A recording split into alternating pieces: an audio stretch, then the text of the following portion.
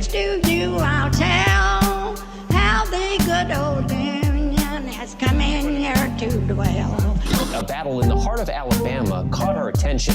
Coal miners in one community, they've been on strike now for months. Working as long as 12 hours a day, 7 days a week, in some of the most dangerous conditions. I really think that the labor movement is the single greatest force for democracy in the history of the United States.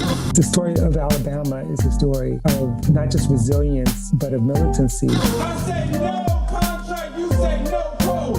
No contract, no contract. If we ain't all free, ain't none of us free. You're listening to Alabama's only union talk radio show, The Valley Labor Report, with Adam Keller and Jacob Morrison.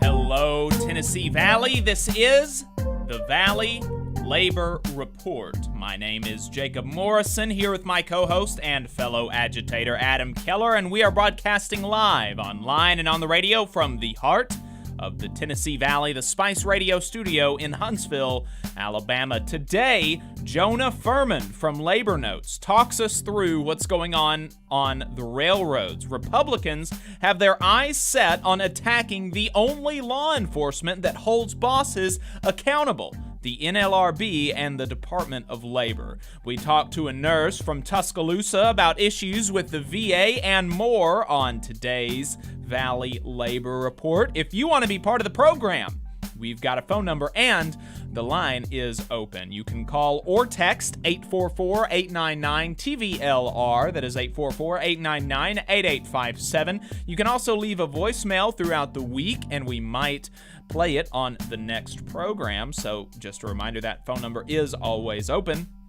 If you haven't gotten enough of us by the time that we wrap here on the radio, or if you just want to see what we're up to throughout the week, then you can find us anywhere you can find anything online. All of our past episodes are on our podcast feed, wherever you get your podcasts. You can watch clips of the show and all past full live streams on our YouTube and Facebook pages. We post some clips from the show on TikTok, and occasionally I'll get on there and rant.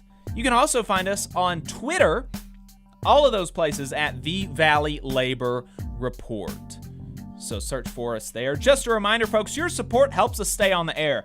Our largest single source of funding comes directly from our listeners, so it really does help. And, if we've got for as being as small a show as we are, we have a really solid base of listener support. We've got 70 people every month giving $1, $2, $3, $4, couple people giving us $10, $20 a month.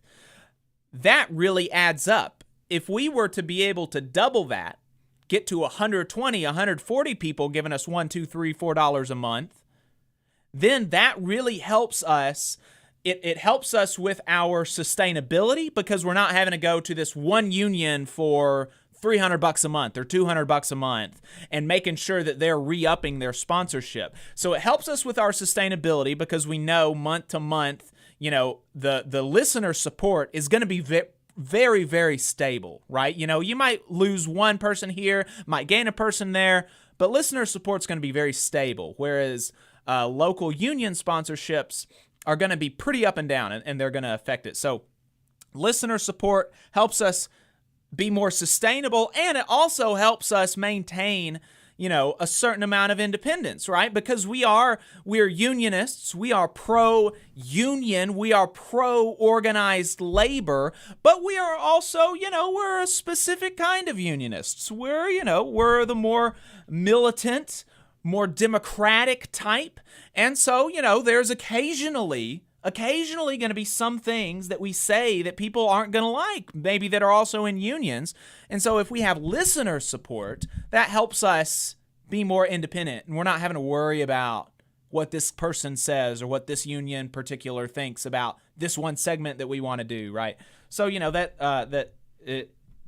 support us if you think that what we are doing is valuable, and you have the means. And you can do that on our website, tvlr.fm/donate. That is tvlr.fm/donate. You'll be donating to us through Unionly, which is a union focused payment processing service that is their employees are union represented by the Teamsters. Very proud to have them as our payment processing service. You can also support us on Patreon at patreon.com/The Valley Labor Report.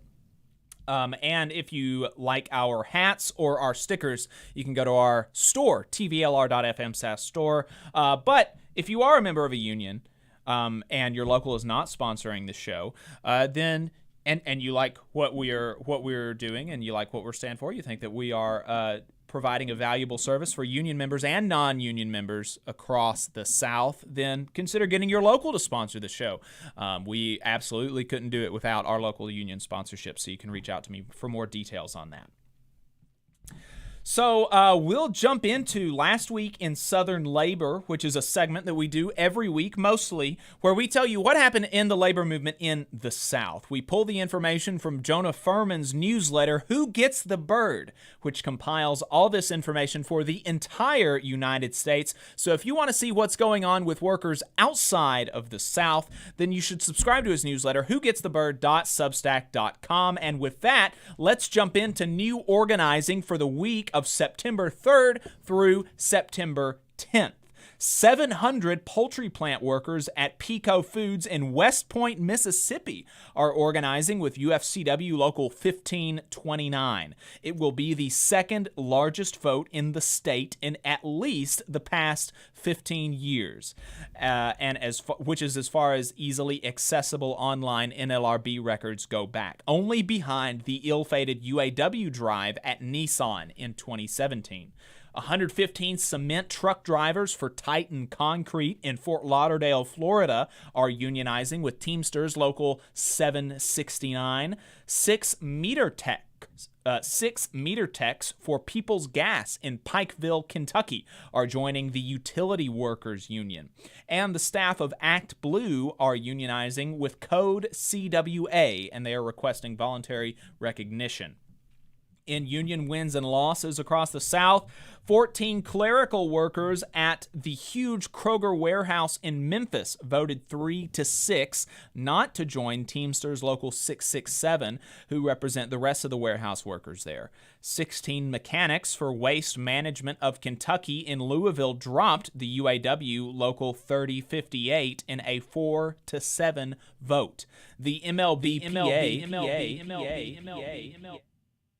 as we mentioned last week, announced that they had gotten something like 6,000 union cards signed among minor leaguers, and the bosses decided that they had better voluntarily recognize them, which they did. Baristas at 17 Hine Brothers coffee locations in and around Louisville won their election to join 32 BJSEIU. In political fights, Elizabeth Warren in the Senate and Brad Sherman in the House have introduced a bill to eliminate Section 14B of the Taft-Hartley Act, which is to say, ban state-level right-to-work laws, which is based. The House Education and Labor Committee will hold a hearing on corporate union busting featuring leaders of Starbucks Workers United and the fantastic Kate Bronfenbrenner, one of the best analysts of the NLRB elections and new organizing data. We'll have some analysis of that hearing, which happened last week, later on in the show. The NLRB has proposed a joint employer rule, which would make it so that parent companies, and especially those who subcontract or franchise out operations, would be liable for the employment behavior of their underlings. And finally, in internal union politics, the AFL-CIO has gained an affiliate in the Major League Baseball Players Association, which were not already affiliated, and although there is nothing exactly to report yet, a new reform effort has launched on social media, but there are real people behind it in the UFCW ahead of their April 2023 convention. They're calling for one member, one vote, and other union democracy reforms, which, if successful, could be a major shakeup in one of the country's largest unions. And with that, we are going to head to a break. If you want to jump on the phone and chat with us, the break is a good time to call in. The phone number is 844-899-TVLR, 844-899-8857. You can also text us. And on the other side, we're going to be talking to Jonah Furman about what is going on with the railroads. We'll be right back. Hometown Action is a grassroots organization building a multiracial, working-class movement for racial, gender, economic, and environmental justice in Alabama's rural communities.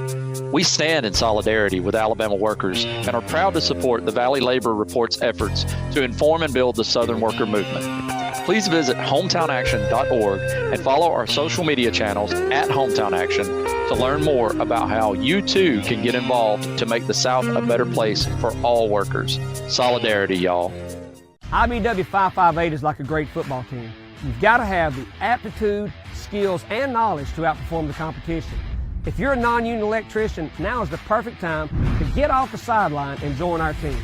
We have the absolute best wages and benefit package in North Alabama and Southern Tennessee. It's because our team stands together, bargains together, and our families benefit from it. With immediate openings, you have the opportunity to see why the IBW is the right choice. Energy Alabama is a locally operated and membership-based nonprofit organization focused on advancing Alabama's clean energy future through education and advocacy. Many people in charge of infrastructure and building decisions simply don't know about how viable clean and renewable energy is. To that end, Energy Alabama has provided instruction to more than thousands of adults and tens of thousands of K-12 students across the state. We're working hard to build careers in clean energy and help everyday Alabamians save money on their utility bills. Learn more about our work and how you can join us at energyalabama.org. Support for the Valley Labor Report comes from the International Federation of Professional and Technical Engineers Union. Learn more by visiting www.ifpte.org. The attorneys at Maples, Tucker & Jacobs have stood with the working people of Alabama for over 40 years, providing skilled legal representation for your workplace injury claims. When you are injured on the job, it can be a scary time. The attorneys at Maples, Tucker & Jacobs have the experience to guide you through the process to make sure that you and your family are properly taken care of and your rights are protected. If you need help, call the attorneys at Maples, Tucker & Jacobs at 855-617-9333 or visit online at www.mtnj.com. No representation is made that the quality of legal services provided is greater than the quality of legal services provided by other law firms. Support for this program comes from the International Brotherhood of Electrical Workers, Local 136 out of Central Alabama.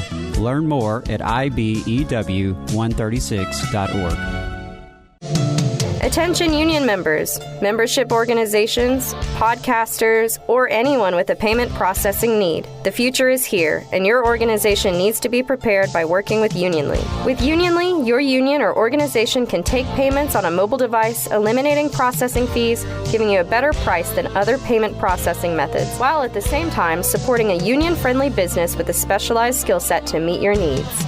Your members will thank you when they pay their dues at their convenience without waiting in line to deposit cash or check. Start preparing for the future today by calling 206-595-8631 or visiting unionly.io. Are you looking for a better future, a career that can have you set for life, and to be a part of something that's bigger than yourself? If you are, then consider a skilled trades apprenticeship with the International Union of Painters and Allied Trades.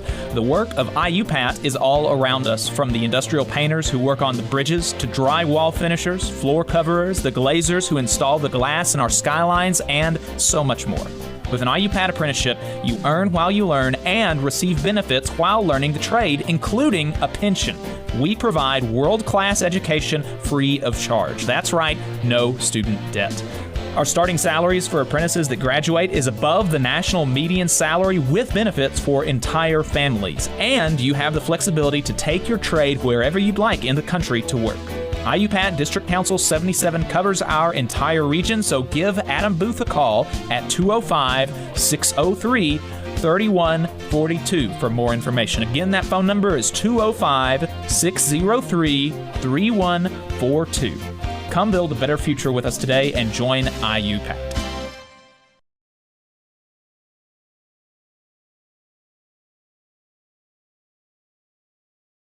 Come all you poor workers, good news to you I'll tell, how the good old union has come in here to dwell. Alabama's only union talk radio show. This is the Valley Labor Report. My name is Jacob Morrison. My co-host is Adam Keller. If you've got anything to add, shoot us a text message. The phone number is 844-899-8857. We appreciate everybody in the YouTube chat, although we've got 15 people watching and only 8 likes. What's up with that? Jared. It's because I missed that transition just now. Yeah, you know, that's if right. I had come back from commercial break, Johnny on the spot, right, they would all liked it. Exactly.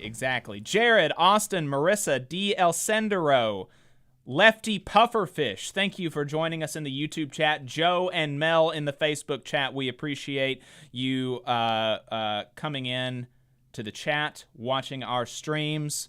Thank you very much. I liked Don't Look at Me, says Lefty Pufferfish. Well, I appreciate it. I appreciate it very much. We've got a couple plugs before we get to Jonah talking to us about the rails.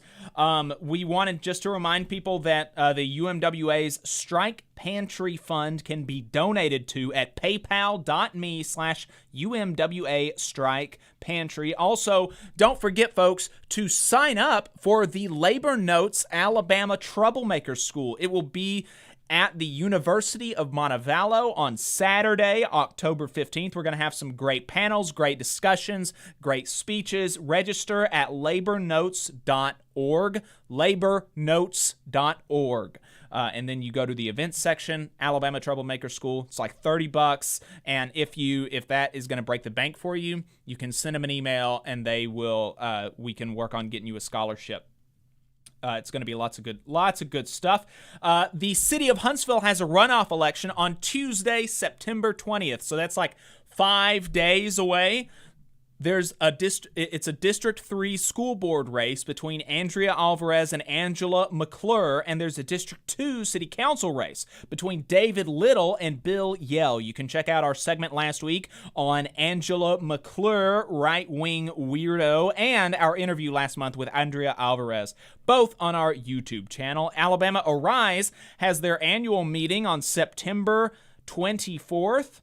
For the first time, they will meet both in person in Montgomery and online via Zoom. Members will select the legislative priorities for the upcoming year, so your participation is encouraged. And with that, let's go to Jonah Furman. Jonah Furman is staff writer and organizer at Labor Notes, and he joins us now to give us the lowdown about what happened last week with the U.S. railroads and what to look for in the coming months. Jonah, thank you for taking the time to talk to us this morning. I appreciate it. Yeah, thanks for the invite. Good to be here. Absolutely. So, Ben, really quick, I want to make sure that when we play these two clips from Shapiro and Jackson that Jonah's going to be able to hear them. And while we make sure that Ben has that set up, Jonah, before we talk about what happened last week, what the situation was last week with the negotiations and the almost strike, can you help us understand the situation that railroad workers have been in for the past several years? Yeah, sure. So, I think going back, the big picture thing is a term called precision scheduled railroad, which is basically the rail industry's version of lean production. So if you look at one of the good measures of this is in the past 6 years, something like 25% of rail workers on different lines have been cut. So, do more with less. This is the name of the game. And in the rails, it's much more severe because low functioning rails, while a big deal for the economy, these are monopolies, right? So you can't just set up another rail line. There are 6 carriers involved in national negotiations, but for the most part, they all cover different geographies and they have their own customers, and those are pretty locked in. You can't really just switch to trucks for most of this stuff or to boats for most of this stuff. You basically, businesses the supply chain has to rely on freight rail. So freight rail decided a few years ago, it has to do with, trying to squeeze more money out of it. Warren Buffett taking over one of the big companies, for example. They decided we're just going to cut, and we're going to cut staff even if it's dangerous. We're going to cut staff even if service goes down. And they really don't have much to lose in cutting this because there's no competition. No one's going to step in. And unless, this is where we're hitting a choke point, unless somebody speaks up, like the rail workers, or if businesses, there's businesses that are bankrupted by this worse functioning rail system. And it's really been a drop off in the past 5 to 10 years. So that's why we're seeing it come to a head. And this moment in particular has to do with how railroad negotiations work. So they're under these 5-year contracts, except under rail labor law, which is separate from everything else. You basically are used to these extended agreements that they expire, quote unquote, but they remain in place for years. So we're actually 3 years behind when the last contract was up for the railroad workers. So the biggest issue that you mentioned, or one of the biggest issues that you mentioned, is that that they're cutting staff on the rail lines, and they're cutting staff to even one person operating one of these huge trains. Is that right? Yeah, I mean, this has been a big part of the fight for years, is the two-man crews, which is you have the unions and the workers are just fighting to maintain that on a huge locomotive, could be like a 2-mile long train. You have more than one person working. I mean, at bare minimum, it's just, what if somebody, passes out or gets sick or anything happens to the one driver? You have just huge. I mean, it's hard to express how dangerous that is. But from the company's perspective, they're like, that's a write-off. If there's an accident, that's less likely, and we get to cut half the engineers. So for them, that's just fat. And what about and so you spoke to the dangers of that really well, I think. What about the pay issues there? How long has it been since railroad workers got a raise? Well, there's built-in raises into these contracts. People keep saying this is the most, the biggest raise we've seen in 40 years on the rails. It's 24% over 5 years. So, it's less than 5% a year. It's not, and they keep talking about, it's a 14% raise immediately. Well, yeah, it's partly because they've been out of raises for the past 3 years while the thing's been expired. So, it's interesting. Some rail workers' pay is a big issue. For a good chunk of the workers who are upset, they're sort of like, you're throwing money at the problem, but the problem is that I never have a day off, never see my family. I would trade, I've had people tell me they would trade X amount of dollars just to get time, and whatever that looks like, sick days, more vacation, less punitive scheduling. The part of the issue is that if you take a day off, you're punished for it for 6 months. You can get fired. There's people who have been hospitalized for COVID and face severe discipline to the point of losing their job. So, that kind of, you can't really throw 20 grand at that. And something that's really interesting about pay on the rails right now is you'll see these rail companies right now are offering for new employees like $10,000 to $20,000 starting bonuses. And that might sound nice, but what that means is they cannot get people in the door and they cannot keep them. They're willing to throw however much money they have just to trick you into taking this job. And there's a lot of people who qualify and get in and realize, I can't live. Like, I can't see my family. I can't do anything else outside the job.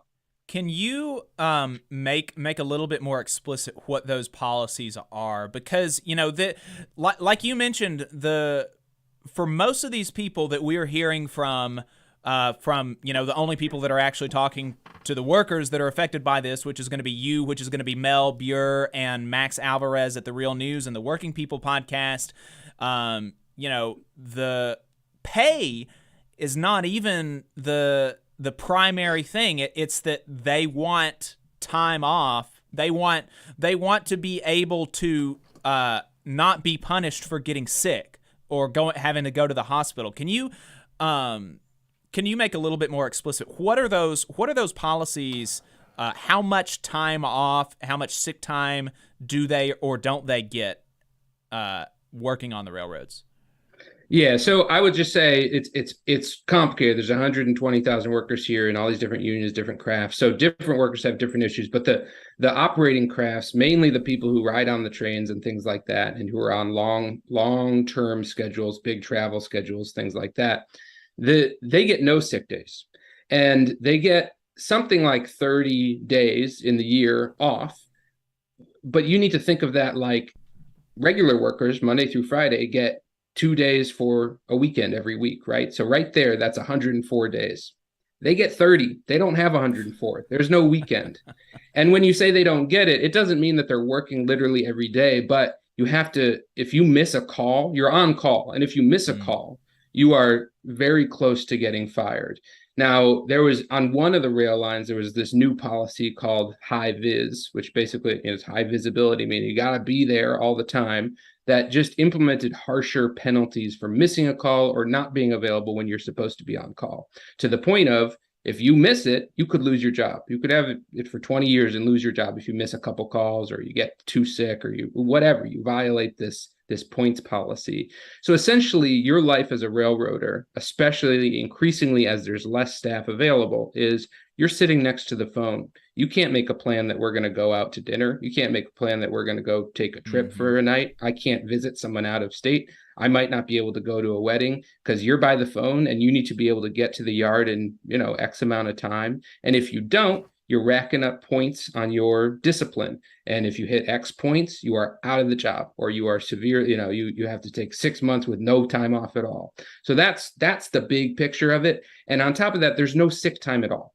So that's only days that you can use of your 30, and a lot of them have to be scheduled in advance. There's different rules for different groups, but it can't be like I'm sick and I can't come in. And especially during a pandemic. I mean, what does that mean? It means if you get COVID or think you might have it, there's no option to say I can't come in. The option is you go in and get everyone sick, or you risk your entire job, which is obviously ridiculous in any time, but when there's mass amount of sickness that we're supposedly trying to suppress, so that's the basic situation is you're just on call all the time. And when you're on call, are you getting paid while you're not working, but you're on call?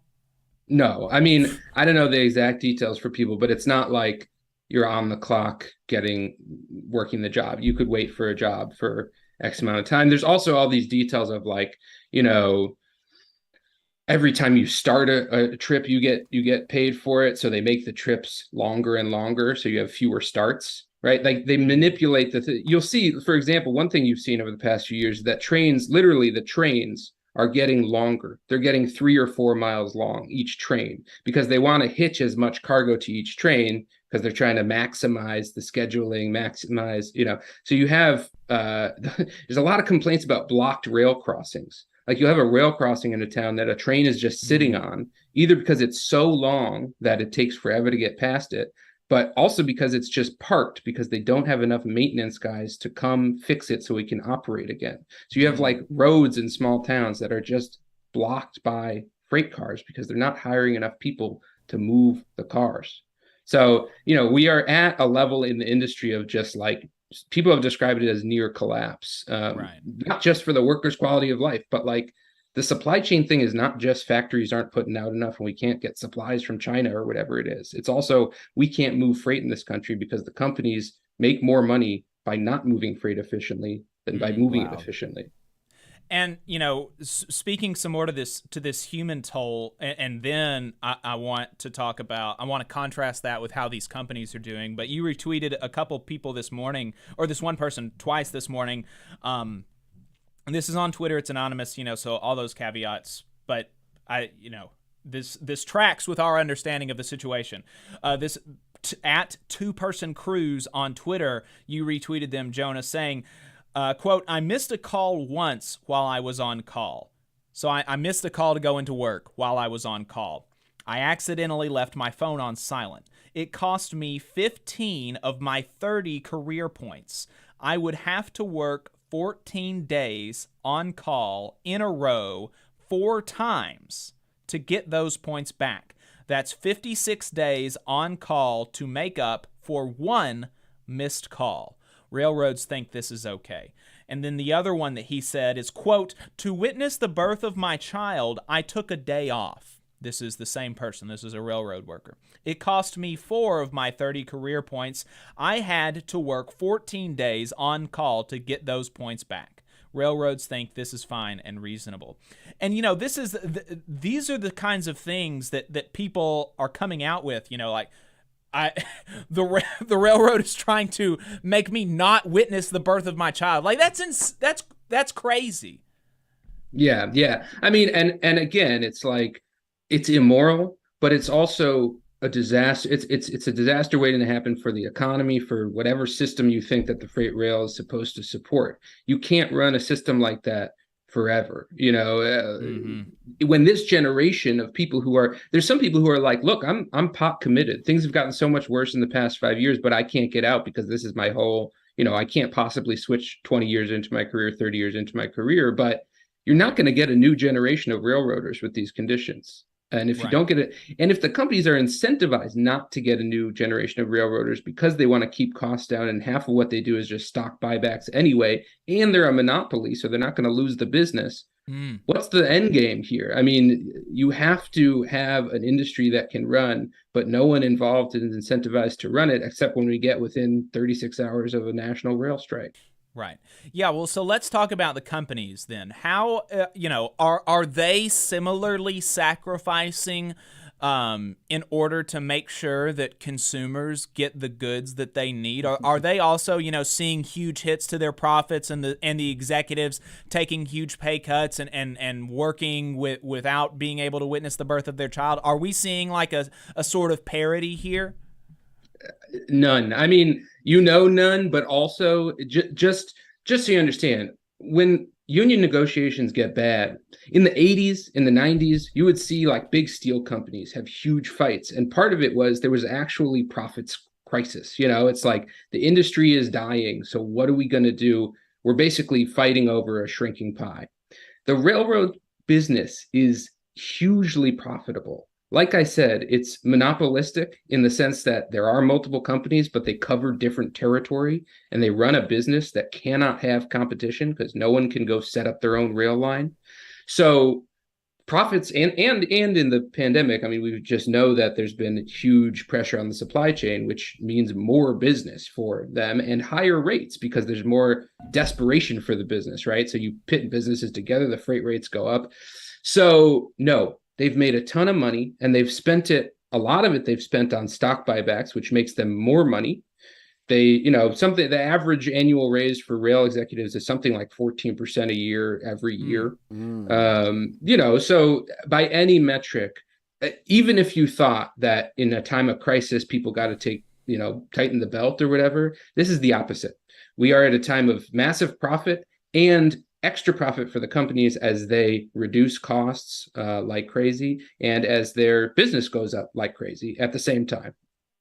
Interesting. Okay, so I think this sets the stage for what happened last week.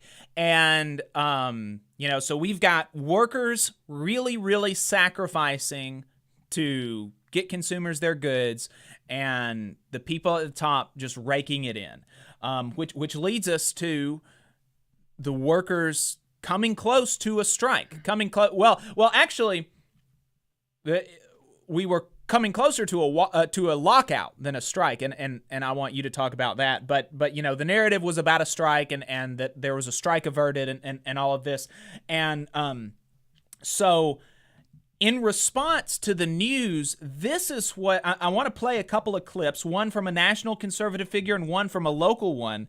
And I want to get your reaction, Jonah, to how what happened last week is how it's being portrayed in the right-wing press. So, Adam, let's play this clip from Ben Shapiro.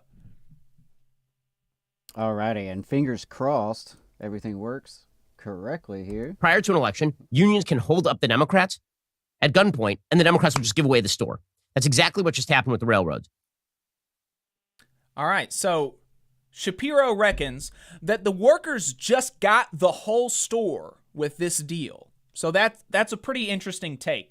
And Jonah, you've been talking to railroad workers about this deal that was struck, the tentative agreement that the workers have to vote on before we can actually say, a strike was really averted. So we'll get your take on that in just a second. But this is our own local shock jock, Dale Jackson, is on WVNN in Huntsville. Let's see what he says about what happened last week. Is that things will be more expensive if there is a rail strike. That's the moral of the story, although it's not hard to understand. That is what people are talking that one about. May so not go that's through. not we what had we some need problems with it this morning. Joe so Biden we may have to skip. this union is considering striking. Okay, well, so and causing what he does many, is he takes about 10 problems. times as long to say even less, but he basically says the strike would affect you. He doesn't lay any of the groundwork like we just did about what the executives are getting and what the workers are putting up with. He doesn't do any of this. The workers got a deal, and Democrats love unions, and probably this isn't going to affect you anymore. That's basically what Jackson's segment said. Jonah, how well do those two segments represent what went on last week? I mean, it's obviously that's going to be their line, but it just doesn't reflect reality. I mean, what we're talking about is a deal that was set in August that was recommended, right? And then some workers rejected it, some workers had to think about it, and then there were slight improvements made this week that supposedly got us over the line, right? So the deal itself, I mean, there were not radical changes in there. So there was nothing done on scheduling in either of these deals. The new deal from Thursday that everyone's like, oh, save the day.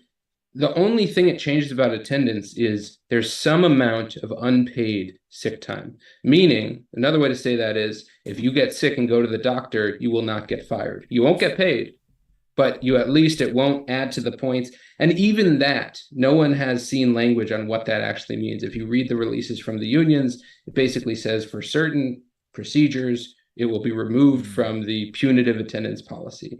So there's that. And then the only other thing that people have said is one of the highlights of the deal, again, no one's seen it, is a cap on health insurance premiums, which is just to say, they said if your premium goes over $400 a month, that's the limit. You'll pay $400 a month for your healthcare minimum. So if that's the store, I don't know what they would prefer rail workers take. The only thing that is that you could even say positively about the deal is that it has 24% raises over 4 years, but I mean, over 5 years. But if you look at, look at inflation or look at any other union contract, 5% raise a year is just this is not a monumental deal. I don't think anyone would say that. 5% raise a year right now is a pay cut. And yes, and that is the largest, that's the biggest thing that they're pointing to. And Ben Shapiro spent a few minutes in his segment on that, like, oh, wouldn't you love to get a quarter percent, a 25% pay increase or whatever? That's a pay cut over 5 years. That's a pay cut, and he is saying that they got the whole store. But Jacob, you can have surgery and not get fired anymore. Like, come on. Well, it's at certain medical procedures. Maybe, I don't know. Oh, right, maybe. Terms and conditions may apply. Right. I mean, one other thing I would say about the raises thing is, even if there's one way to think about it is like, okay, it's a pay cut. There's another way to think about it of like, is this a specifically great deal? If you look at just Bureau of Labor Statistics data right now, it's estimated that wages are rising at about 5.4%. That's the latest number I saw. So if you're getting with your deal 5%, that's the whole economy. Wages are rising 5.4%. So this isn't even relative to the other workers in the country. This is not a standout knockdown deal. With John Deere last year, it was a big deal that they got immediate 10% raises. It was both a relative increase from the deal they rejected first and got a second better deal. It was also higher than most people were getting in an annual raise at that time, union or not. And it was also above the rest of the economy in terms of, are you catching up with inflation as of, last September or October. This does not on any metric spell like a magnificent raise increase. The thing they keep saying is this is the highest rail workers have gotten a raise since 40 years ago, which incidentally 40 years ago is when inflation was at this point. So there's no gains here relative to anything else. Now, it's workers' decision if they think that's, is that what they wanted or is it not what they wanted? I don't even have much of a take on that. I just think if you're looking at it economically, if you're looking at it, in any analysis, there's nothing outstanding. This will not go down as a historic rail deal. It'll go down as a historic strike threat, lockout threat, but it won't go down as, nobody's going to be talking about, man, the gains we got in 22. This is not it's not going to change anything like historic in any way for these workers or for the industry. It's not going to take a cut. It's not going to hurt them that bad, you know. So I just don't think, you know, obviously they got a program to push. Right. Yeah. And so I want to get your what are workers? I want to get what workers are telling you, and then I want to get to that about the lockout, about how the strike narrative is kind of complicated by the actual by the facts on the ground. I know that you've got a hard out at 10:30, so I want to make sure that we that we're able to keep moving forward on that. So what are workers telling you? You know, I know that you're getting you and Max and Mel are really kind of at the forefront of, you know, workers are talking to you, coming to you probably more than anybody else. What are workers telling you about how they feel about this deal? So I'll just say it's very hard to be honest about polling. You know, what does this mean? You have a vocal group that's going to say, I'm feeling strongly this way or the other. But about, you know, maybe 50 to 100 workers who've said something to me maybe 2 of them have said, I know that I'm voting yes. A really common thing right now is, I have no idea what's in the deal. It doesn't really mean much to say there's some unpaid sick time in the deal. If you can never use it, if it doesn't apply to you, you know, like contracts are like legislation, you know, and they're only as useful as they're enforceable. So if it says you can get some unpaid sick time, if that's your contract language, there will be some unpaid sick time.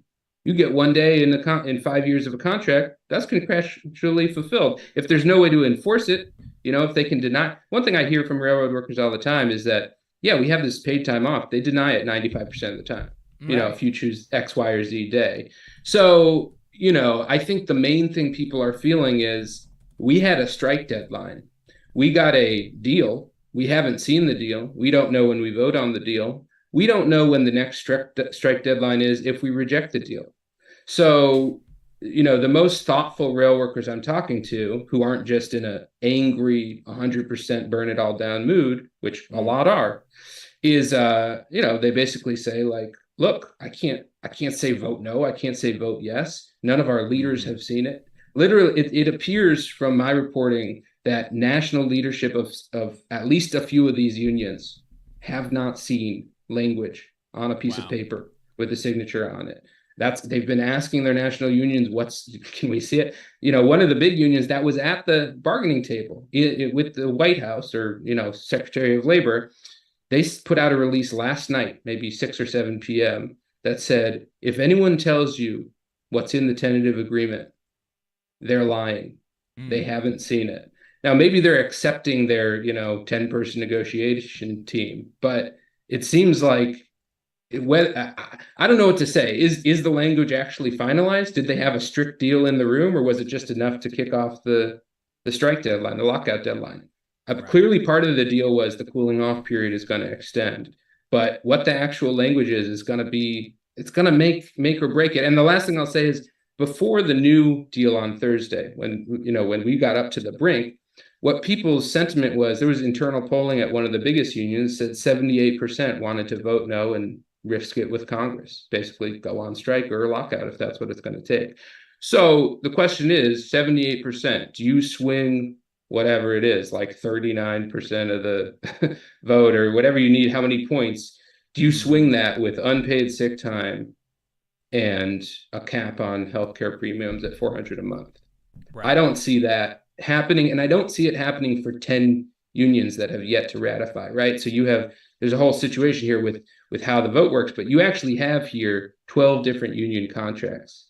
And if one of them is not ratified and hits the strike deadline, they can shut down the whole system with one small union. And that is exactly what happened in 1992, which is the last time there was a national shutdown.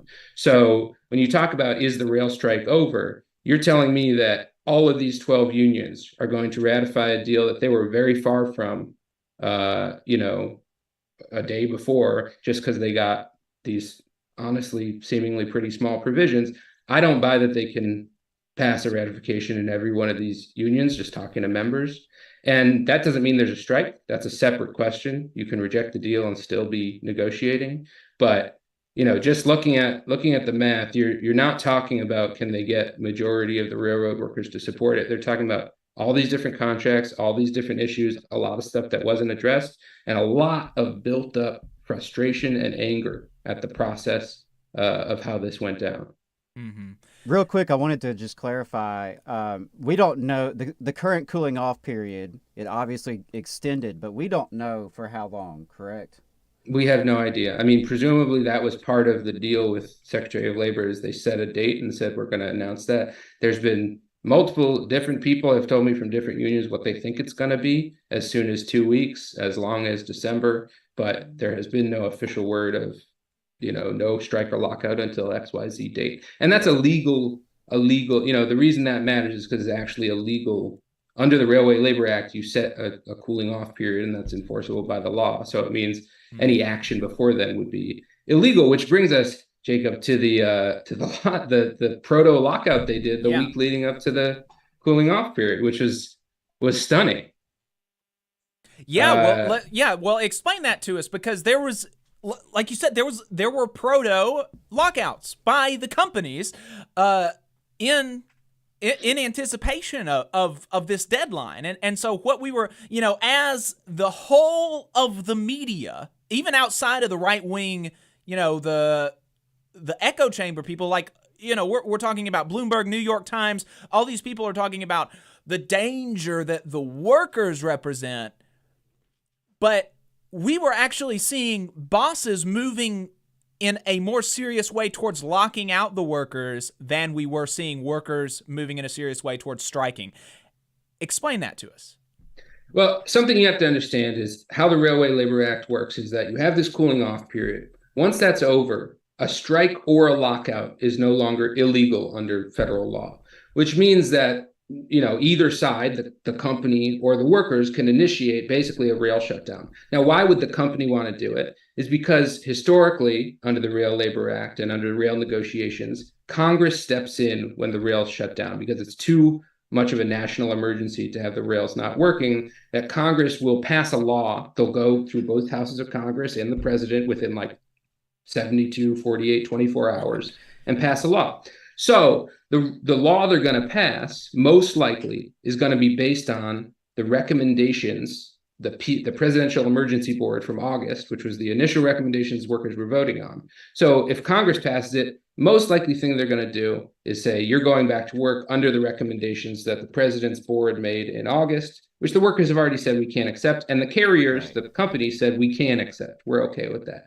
So the gamble here from the carriers is basically they think if they can get to a lockout, they can shut down the rails for a short period. Congress will step in and impose the contract that they want, that the unions don't want. And they don't have to bother with these pesky ratification votes or negotiations. It's just over. So they were trying to get to this point. From the workers' perspective, their hope is we can do a strike and it will force the carriers to respond to us, but Congress will stay out or will pass something that's more palatable. They won't just side with the employers. It's a really rare moment where the federal government is directly, basically negotiating a union contract.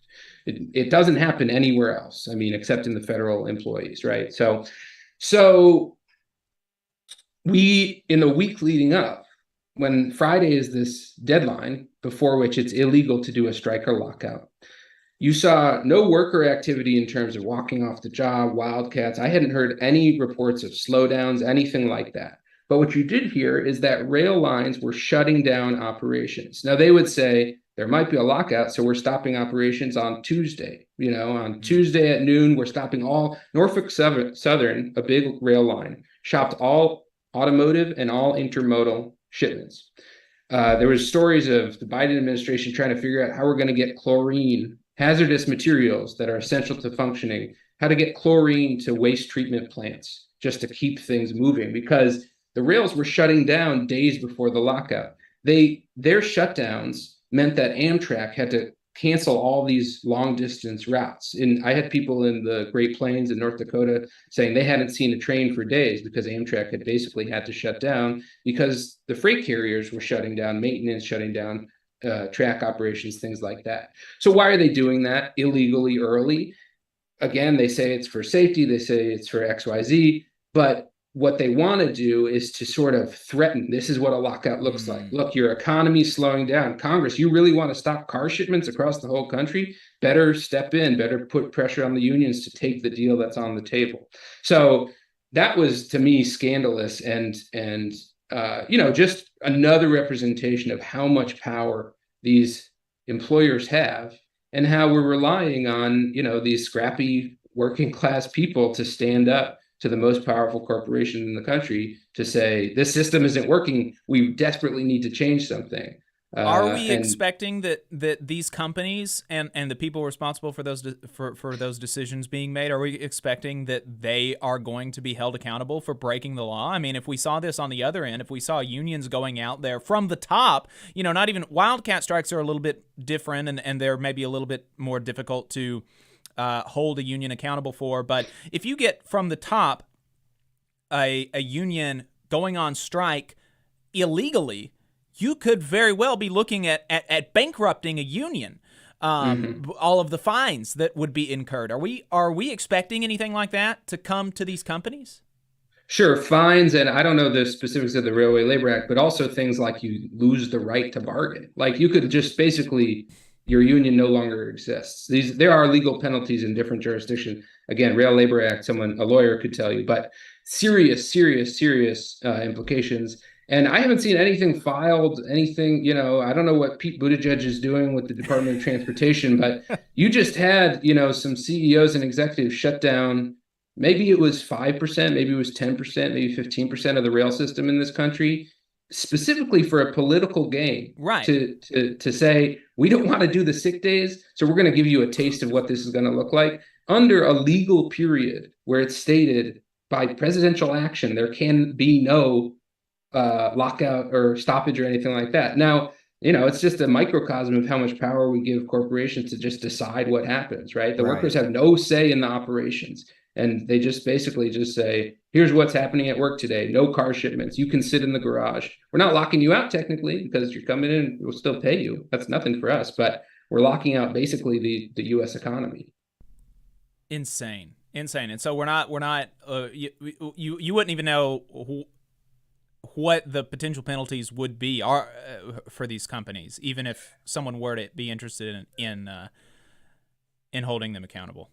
Sure, and I can't imagine, their corporate legal team, I'm sure, is half ex-government officials anyway who work for the surface transportation people. So, I don't know. I would love to see someone bring at least some sort of, put a bill in Congress to prosecute this, but it's wild. And so that transitions to the last thing, and this is kind of going to be a different topic from the rail stuff, but I wanted to get to this before I let you go, which is that Republicans have in their crosshairs, we could call it law enforcement, that the only law enforcement in the country that is responsible for holding bosses accountable, which is the National Labor Relations Board and the Department of Labor. Calling them law enforcement is not common, but that's what they are set out to do, is enforce the law, right? And Republicans have those agencies in their crosshairs. Adam, if you could pull up this graphic from Politico, it shows that this article from Politico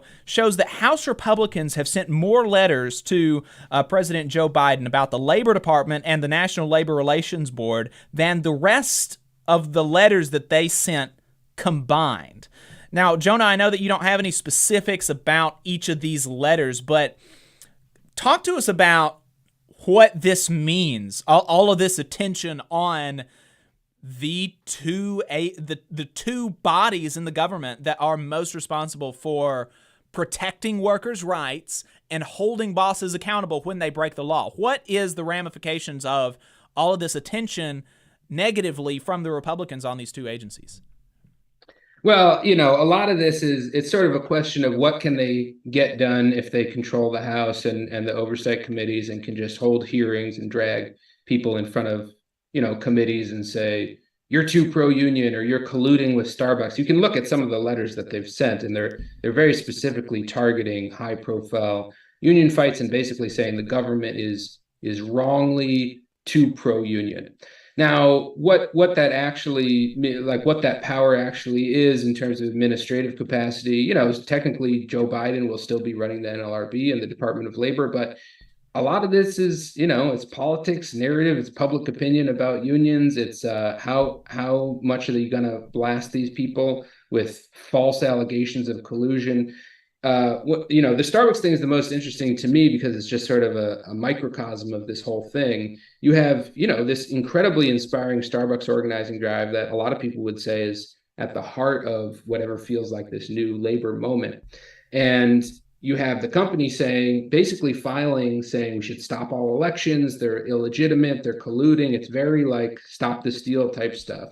And then in Congress, you have people giving Starbucks the leg up, saying, you know, maybe we should investigate. Maybe there is some collusion. Could we get the inspector general to go into the NLRB and find some lowly board agent who sent a text message to a Starbucks worker they went to college with, and, you know, or whatever it is. Like there's you can dig and dig and dig. You know, dearly departed Ken Starr would have a great time with this stuff. Is if you have people who are politically motivated and can put on oversight hearings and put Marty Walsh in front of a group of hostile people, or better yet, put a Starbucks worker in front of, you know, 15 spittle-covered screaming senators or Congress people, yeah, that's going to change how people feel about unions and about how, I mean, I think the big thing is not just people saying, I don't like unions anymore, but I think the big thing is people saying, oh, wow, this is what happens if you stick your neck out. I don't want to be dragged in front of Congress. Right. I don't want to, you know, I don't want to deal with a subpoena saying I have to testify about, you know, when did I last speak to a National Labor Relations Board employee, you know. So I think what we can expect if the House does go Republican is a circus about how overly pro-union the administration is and the Democrats are. And that's what Ben Shapiro and the local pundit you put on, that's what they're setting the stage for. They basically want to say, look, this is totally out of line. This is a crisis. We have to intervene. You know, the economy is under attack. You know, if you look at any of the fundamentals, unionism is still down. Wages are still down. All the conditions are still down. Membership is still down. Unions' political influence is down. Everything is down from, you know, almost at a historic low. But of course, they have to sort of make a show, and they'll use the leverage of Congress if they can, which is what this House oversight targeting of the NLRB is all about. They're building a case, a paper trail, something they can say. You know, I'm sure the next thing they'll say is, look, we filed 24 letters to the Department of Labor. You got 24 letters open against you? Must be something fishy going on. You know, they're building a fake consensus that there's something wrong happening in the Labor Department. Last thing before we let you go, we got a question in the chat from Jared. Was discussing the railroad situation and how their process differs from the National Labor Relations Act. This prompted somebody to say that the NLRB is too passive and should be replaced wholesale. I ignored it, but how could I have responded? Jonah, do you have any thoughts on that? You know, the head of the NLRB, the general counsel right now, is sort of the most aggressive we've seen in a long time, but it's still a slow administrative agency. There was, you know, this joint employer rule was just proposed last week. And, you know, it's an important rule. It basically says that McDonald's is responsible for every one of its franchisors' terrible behavior, instead of saying, oh, it's not me, it's this local, you know, middle manager who's in charge of the wage theft. But, you know, rules like that, they go through the administrative bureaucracy for literally years. They get stopped at every point. And by the time this happened under Obama too, by the time they come close to getting into force, there's some political flip in the House and the Senate or the presidency, and they get nullified. So, you know, I think it's hard to make a judgment on, is the NLRB doing enough or doing its job? It's a really slow and bad avenue for change. I think, you know, we've seen good action from the top of the NLRB, but we're going to need something that moves faster than the federal government administrative agencies if we're going to see an actual flip in a lot of this stuff. I certainly wouldn't replace it with the Rail Labor Board. That's all. That's my only recommendation. Jonah Furman, staff writer and organizer with Labor Notes. Thank you very much. It's been very informative. We appreciate it. Make sure that you're following him on Twitter at Jonah Furman. You can read his newsletter, Who Gets the Bird, at whogetsthebird.substack.com. Also, if you want to learn more about the railroad situation, make sure you're following Maximilian Alvarez and Mel Buer at The Real News, in addition to Jonah Furman at Labor Notes. Jonah, thank you for your time this morning. We appreciate it. Thanks, guys. Thank you so much. And with that, we're going to head to a break. On the other side, we are going to be talking to a nurse in Tuscaloosa about the situation with the VA. Make sure you don't go anywhere. You are listening to the Valley Labor Report. Energy Alabama supports consumers and is a leader in advocating for them. We have been able to successfully fight off utility rate increases in the state, reduce fees for electric vehicles, increase electric vehicle infrastructure spending, and secured a $100 million refund by Alabama Power after the utility overcharged customers for fuel. To learn more about our work advocating for customers and join the fight, go to energyalabama.org. There's a lot of talk about a shortage of workers, but that's not the case with IBW 558. We have provided our customers over 3,000 workers and performed over 3 million man-hours in a pandemic year. With 8,000 OJT hours, 900 classroom hours, OSHA 30, and a state license, our members receive the equivalent of a master's degree. That's what makes IBW 558 the right choice for your electrical needs. Look us up at Facebook or at IBW558.org. North Alabama DSA is looking for folks to work for a better North Alabama. They prioritize mutual aid, municipal activism, and union solidarity. Contact them on social media or dsanorthalabama@gmail for more information. Support for this program is provided by the International Association for Machinists and Aerospace Workers, Local Lodge 44 in Decatur, Alabama. Learn more at iamaw44.org. Hometown Action is a grassroots organization building a multiracial working class movement for racial, gender, economic, and environmental justice in Alabama's rural communities. We stand in solidarity with Alabama workers and are proud to support the Valley Labor Report's efforts to inform and build the Southern worker movement. Please visit hometownaction.org and follow our social media channels at Hometown Action to learn more about how you too can get involved to make the South a better place for all workers. Solidarity, y'all. Support for this program also comes from the Iron Workers, Local 477. So if you are looking for contractors with lower than average EMR and TRIR, they tell me that if you need to know what those mean, then you will. Or if you need to supplement a workforce at any level for any amount of time, short or long term, if you need iron workers that come trained and certified at no extra cost, or if you need workers from superintendent down to general laborer, and you're looking to start work on a project, or you're unhappy with your current contractor situation, you need to call my friend Jeb Miles with the Iron Workers Local 477. They only work with the best in the business, vetted contractors, and can do all kinds of jobs from roofing to steel and bridge erection, from welding to heavy rigging, from structural repairs to machinery alignment, and much more. They supply manpower on 4 of the 5 largest projects in North Alabama, so you know they're legit.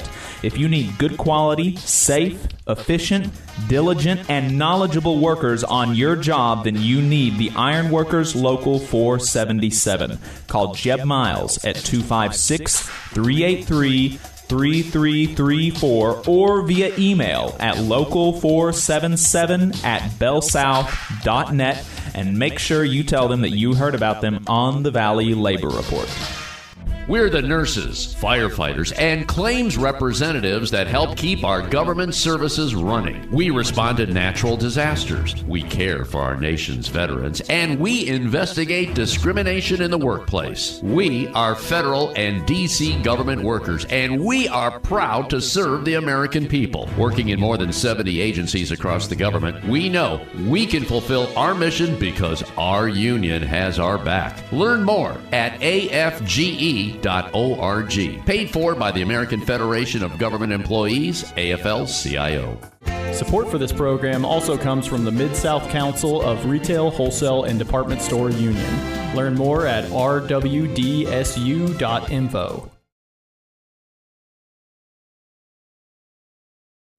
Alrighty, folks, welcome back to the Valley Labor Report. My name is Jacob Morrison. My co-host is Adam Keller, and on the line we've got Jennifer Giles, a nurse practitioner. She works with veterans down in Tuscaloosa, and she is a member of the National Nurses Union. She's going to be talking to us about some issues at the VA down in Tuscaloosa. Jennifer, thank you so much for taking the time. I appreciate it. Thank you for having me. Absolutely, absolutely. So talk to us about what the nurses do at the Tuscaloosa VA. You know, the National Nurses Union, they represent nurses down at the Tuscaloosa VA and at VAs across the country. What are some of the jobs that y'all, that those nurses do for veterans down there? So we have several different areas. We have mental health, where we take care of patients with acute medical, complex medical, and psychiatric issues. We also have geriatrics and extended care, where we take care of nursing home types of veterans, as well as outpatient primary care. We also have outpatient mental health. So we run clinics, and we also do outpatient care, where veterans come in, see the doctor, and they go home. And additionally, we have nurses who actually do home-based, and they go out to see veterans in the home. Oh, I didn't realize that the VA had services like that. Yes, we have home health. We also have telehealth. So they can see patients through electronic means. They can see veterans who are not able to come in. They actually have telehealth medicine as well. That's great. I know that has that was something that my doctor stopped doing as the pandemic, kind of the public awareness of it or the public interest in it kind of wore thin. His interest in doing the telehealth kind of wore thin. So that's great that y'all are still offering that service for veterans. Yes, it proved to be a very valuable tool after COVID was upon us. It gave us a way to still see veterans even through that crisis. Right, right. And how long has the NNU been representing nurses down there? For many years. I'm not able to tell you exactly how many, but I've been there for 11 years, and NNU has been there since I've been there. Okay. Wow. That's a pretty good bit of time. So, the reason that we wanted to talk to you today is because of some of the issues that nurses and other VA employees have been having at the VA. And I'm a member of AFGE, and both the NNU and AFGE have been having some issues with the VA for a long time now. And both of the unions have actually staged protests across the country and at that Tuscaloosa facility here in Alabama. What are some of the issues that NNU members and that AFGE members are facing down there? Patient safety concerns. Our primary concern is making sure that we have adequate staff to appropriately see the patients and attend to all of their needs. We've lost a lot of staff. COVID has had an effect on many industries, and the same for nursing, as well as conditions that administration has contributed to nurses leaving the bedside. So the concerns that we're having are to encourage them to increase the flexibility of staffing, increase options so that nurses will want to stay and new nurses will want to come. Retention and recruitment are primary issues because without the nurses, that leaves fewer nurses to take care of the veterans. When there are fewer nurses, that increases your workload tremendously. And, you know, it leads to moral distress and eventually moral injury. So we are providing options and requesting the needs that the nurses say that they want, and we're asking the administration and management to respond to those requests.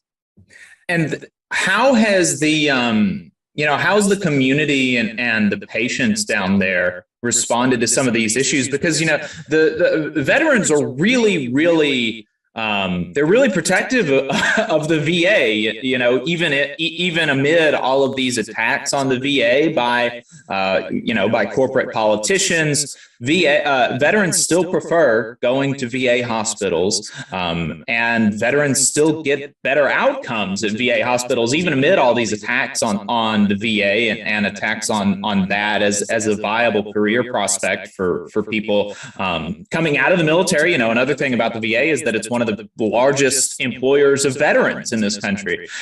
So how are veterans and how is the community in Tuscaloosa reacting to some of these issues that y'all are having? Well, you're exactly right. They do brag on the VA and they do love coming to the VA, and that's because of the hard work that we're putting in. And the reason that we're protesting is because we want to continue that high level of care that we provide. Veterans come to the Tuscaloosa VA from all over the country. So we are doing our very best. And what we're saying is that we need help. We need more nurses in here for us to continue to provide the level of care that we provide. We don't want nurses to have to do the roles of 2 or 3 people. That makes your job satisfaction or your ability to satisfy your patients, that decreases your ability to satisfy your patients. You can't attend to all of their needs the way that we have been accustomed to doing and the way that we strive to do. You can't do that if you're spread so thinly, if you're having to run 2 or 3 clinics, whereas you should be running 1. Those types of things lead to less availability to the veterans, and that's less that we can do for them. We're fighting for the veterans. Yeah, of course. And you're talking about, it's important that the VA hire more nurses. Why are they not? What is do they have, is it an issue of nurses just don't want to work at the VA because it's such a difficult job and the pay is so low, or do they not even have the job postings out there? I think it's a combination of things. I think it is a combination of postings not being done timely enough, as well as when a nurse is searching for an employer, of course, they're going to weigh the benefits as well as salary. So if you are weighing your options, most likely you wouldn't go to the lowest paying employer. You're going to look for the best benefit package. So we're asking for the VA to consider those things and make sure that we are competitive. You have to be competitive with your other facilities and other employers if you want to gain and attract. And we want to attract the best. So we have to have packages that are available and working conditions that are conducive to retaining those trained, skilled nurses that we already have. And we also want to attract the best to come in to work with us. Of course. And you would think that that's something that, that veteran loving politicians could agree on, on a bipartisan basis. You would think that this would be, wham bam, really quick type of thing. You would think so. Unfortunately, sometimes, it seems that maybe budgets get put ahead of nursing. So that is something that they will have to reconsider, because nursing is crucial to taking care of veterans. And we need enough of them on staff to provide the excellent level of care and the skilled nursing that only the VA can provide. Mm-hmm. And these aren't issues that are just affecting Tuscaloosa nurses. This is a nationwide problem at VA facilities. Is that right? That is correct. Why is it then? Does management at the local level have the budget, or is it that there's not the budget from from the national level? Management would have to explain the budget. I cannot explain that. However, I do know that under certain conditions, such as hard to fill positions, where you have positions that have been vacant for extended periods of time, or if you have positions where you need several people in a timely fashion, you don't have them. When you're in a crisis, there are means of meeting those needs. So we're asking for our administration and our vision director, Dr. Walker, to make sure that every recruitment and incentive available is being utilized in order to attract nurses to come and also to retain the ones that we have. So budget may be a factor, but there are ways around that. There are incentives that the VHA handbook describes. Absolutely. So is there anything that folks that are listening to this now can do to help y'all push management and the management at the VA and the administration to do the right thing about this? Absolutely. They can visit our website, nationalnursesunited.org/Veterans Affairs. They can visit that website. There's also you can write Congress and ask them to support the VA Employee Fairness Act, which gives us bargaining rights, as well as support us when we petition. When we are protesting outside, you're always welcome to come and join us and advocate for the veterans alongside with us. Do y'all have another protest at the Tuscaloosa VA coming up soon? We don't want to have one scheduled as of yet. Well, let us know, and we'll try our best to be there that time. Thank you so much. We appreciate it. Jennifer, thank you very much for your time. I appreciate it. Is there anything else that you want to make sure that folks know? Just continue to support us at the VA. We love what we do. We have hardworking, dedicated nurses, and we want our program to grow. We want our VA to grow. We want to be able to provide for more veterans. We've some of our units have been closed because we don't have enough nursing staff. We want those units back open. So continue to encourage our administrators and leaders and Congress to help us so that we can get back on top where we used to be.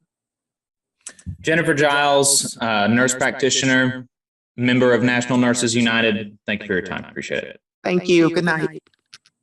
Come on, you poor workers, good news to you I'll tell, how the good old union has come in here to dwell. Labor creates all wealth. All wealth should go to labor, and you are listening to the Valley Labor Report. You just heard our conversation with Jennifer Giles, a nurse practitioner in Tuscaloosa, talking about the issues that nurses are having at the Veterans Affairs hospitals in Alabama. We appreciate her taking the time earlier this week to talk to us about that. Adam, you had written last week a letter to President Joe Biden and Secretary of Labor Marty Walsh, and we were going to read that as sort of an open letter. So Adam, I'm going to hand it over to you. Sure thing. I wrote this, I think it's been about 2 weeks now. I'm not holding my breath for a response from either of those gentlemen, but to Mr. President Biden and Mr. Secretary Walsh. I want to say that I'm an active labor union member who has served in various positions within multiple unions. I'm an active voter. I've served as a volunteer and even as a candidate. And I wrote to express my disappointment over the administration's inadequate response to labor. I was led to believe that this would be the, quote, most pro-union administration of our lifetime. And yet opportunity after opportunity to support organized labor has been neglected, or worse. Over 1,000 of my fellow Alabamians have been on strike since April 1st, 2021, against the shocking corporate greed of Warrior Met Coal. These UMWA sisters and brothers have been holding the line, fighting only for what is fair, after sacrificing to save the company. While the Alabama government has used state troopers and court injunctions to try to break the strike, this Democratic administration has been completely silent. The administration has yet to even make a statement or a visit, much less attempt to bolster negotiations and persuade Warrior Met Coal to sign a fair agreement. There's been a rampant crime wave among corporations such as Amazon and Starbucks, flagrantly violating labor law. While worker organizers are being terminated, threatened, deceived, and retaliated against in numerous other ways, the administration has remained on the sideline. While the NLRB at long last appears willing to fulfill its congressional mission to support labor organizing, and General Counsel Abruzzo has been a breath of fresh air, such blatant violations of the spirit and the letter of our nation's laws should not be left to an understaffed, underfunded NLRB alone to address. The most recent and perhaps most disappointing action was through the President's recommendations regarding the freight rail labor dispute. While recommending raises higher than the company offer, but lower than the union request, virtually none of the critical concerns of the workers were addressed in these recommendations. The freight rail companies are putting these workers, and by extension our entire economy, at risk with their egregious practices. These workers deserve safe working conditions and reasonable time off, in addition to much-needed pay raises. This labor dispute was and is an opportunity for the White House to live up to its lofty words and come down on the side of the workers. Unfortunately, these recommendations are far from that, and ignored the cries of our fellow workers in such an important industry. I call on the Secretary of Labor and the President to actually support these freight rail workers, to actually address the rampant union busting and labor law violations by companies like Starbucks, and to finally intervene on the side of the miners in Brookwood, Alabama. The administration can do this. Will you? And speaking of people not supporting the Alabama miners who have said that they support them, who have made overtures about supporting these coal miners, Tim James showed up a couple of weeks ago. Oh, I didn't know he was back on the scene. Thought Yeah. he'd kind of scuttled away. Tim James, I had thought he had kind of scuttled away as well, because ever since he came in an embarrassing third place next to no-name Lindy Blanchard. I mean, Tim James is the son of an Alabama governor, and Lindy Blanchard is some no-name Trump donor who got appointed to be ambassador to Slovenia, right? So this is somebody who just bought a position in the administration, and he came behind her in the primary, in the Republican primary for governor. So very, very embarrassing finish for Tim James, son of Fob James. And so I had just kind of assumed that he was going to slink away into his private toll road construction company firm, not to really be involved with politics anymore. And he was just going to try to lobby, politicians to build toll roads so that he can take more money from, Alabama citizens, stuff like that. But about a few weeks ago, and I've been sitting on this for if we had 3 or 4 minutes, and it looks like we did today. A few weeks ago, Joey Clark, who is some talk radio host, I don't know, I've never listened to his program, but he wrote an op-ed in Coke-funded, crypto bro, flat earth, military coup boosting 1819 News, saying that he also rubbed elbows at this big Alabama GOP fundraiser with Tim James. Tim James showed up. And so we had been, ever since his embarrassing loss, we had been reaching out to him, very nicely, I think. I can show you the emails that we sent him if you want. We had been reaching out to Tim James very nicely, asking if, now that he's got all this free time since he's not going to be governor, if he was going to be able to use the political capital that he has to support the coal miners that he made very, very strong commitments to on our radio program when he came as a guest. And he just totally ignored us. I called what I thought was his cell phone number, ignored me. I called his son, ignored me. I called his business, ignored me. I emailed him. I emailed his business. I emailed the campaign. I emailed people that I was familiar with from the campaign. Everybody totally ignored me. And so I just assumed this guy's not going to be involved in politics anymore. He doesn't care about Alabama citizens.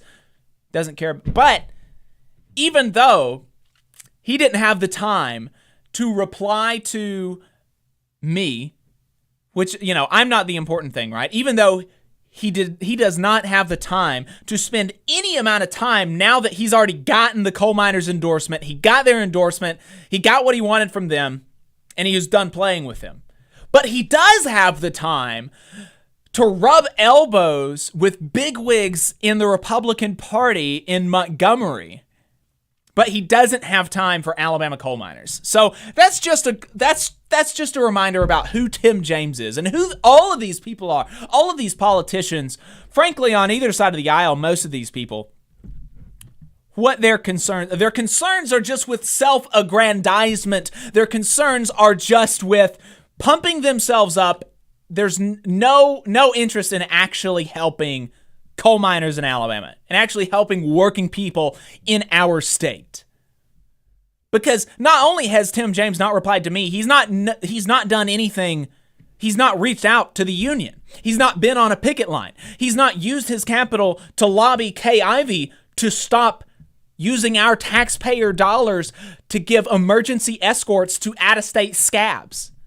He's not done anything, but he does have time to rub elbows with fancy Harvard boys in Montgomery. So that's something to remember about who Tim James is. But a better way, but to end the show, we've got some more heartwarming news. Last week, Alabama miners had a big guest come by to show them some support. Tom Morello, guitarist for Rage Against the Machine, came and played for them at their bi-weekly rally. He even got there early and helped the Women's Auxiliary prepare food for the event, stock up the strike pantry. Adam and I were very, unfortunately, unable to make it, got very serious FOMO, but we were able to secure some footage from this guy. His name's Adam on Twitter. He's got a fairly large TikTok, actually. You can follow him at Incrediberry. So he was kind enough to send us this video he took of Tom Morello singing at the rally, and it's very, very cool, very heartwarming. He's singing "This Land Is Your Land" with a bunch of Union folks, some of their children, some of their wives, and you've got Carl White, one of the presidents of the local unions, up there stomping his feet. That's awesome. Yeah, it was Tom Morello singing some Woody Guthrie, surrounded by all of our Union sisters and brothers. You gotta love it. Yeah, it was it was really, really cool. It's a really cool video. I really hated that I was not able to be there, but folks that talked to me about the event said that he was very much like, down to the earth guy. And like I said, he got there early and helped the women in the strike pantry prepare the food for the event and everything like that. So very, very cool guy. Tom Morello of Rage Against the Machine came down and played for some Alabama miners. And so we are going to check out I was going to say, check out Kim Kelly's article in Rolling Stone about it. Do that. And we're going to roll out on this clip from Tom Morello down in Brookwood.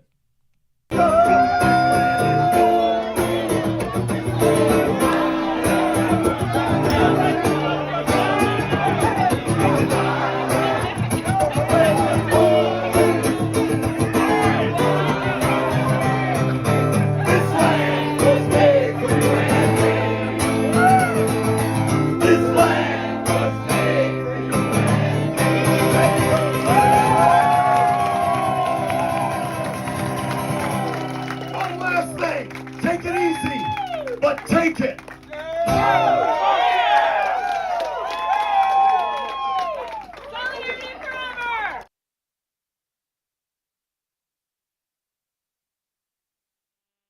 Alrighty, folks, we are now off the radio. Gotten rid of the big FCC censors. But yeah, I think that's a pretty cool way to end the main show. Absolutely. Yeah. Hate that I could not have been there for that, but glad that they got to. Yeah, just really, you love to see a guy like Tom Morello who, is genuine. It's easy for quote-unquote celebrities to, attach their name to certain causes and things like that. But Morello, he's a real one. He's a member of the IWW as well as, I believe, his... American Federation of Musicians. Right, yeah, the Musicians Union. He's always been willing to attend strikes, attend protests, attend rallies. He was a supporter of Occupy Wall Street back in those days. So, yeah, I just really am glad that he was able to do that. And like I said, I want to plug again Kim Kelly's article in Rolling Stone where she interviewed Tom, and they talked a little bit about the rally. So check it out. Absolutely do that. So we're going to take a really quick break, and we're going to be back in overtime. We're going to be back with overtime. We've got a whole nother half of the show, folks. We've got a whole nother half of the show. We're going to be talking about the Seattle teacher strike, some other Washington teacher strikes. Going to be talking about Ted Cruz, not to Ted Cruz. Going to be talking about Ted Cruz. Going to be breaking down some of the Starbucks workers' hearing from last week and bringing you some stuff from Newsmax. Oh, Lord. So you don't want to miss it, folks. Stay tuned. We will be right back with overtime.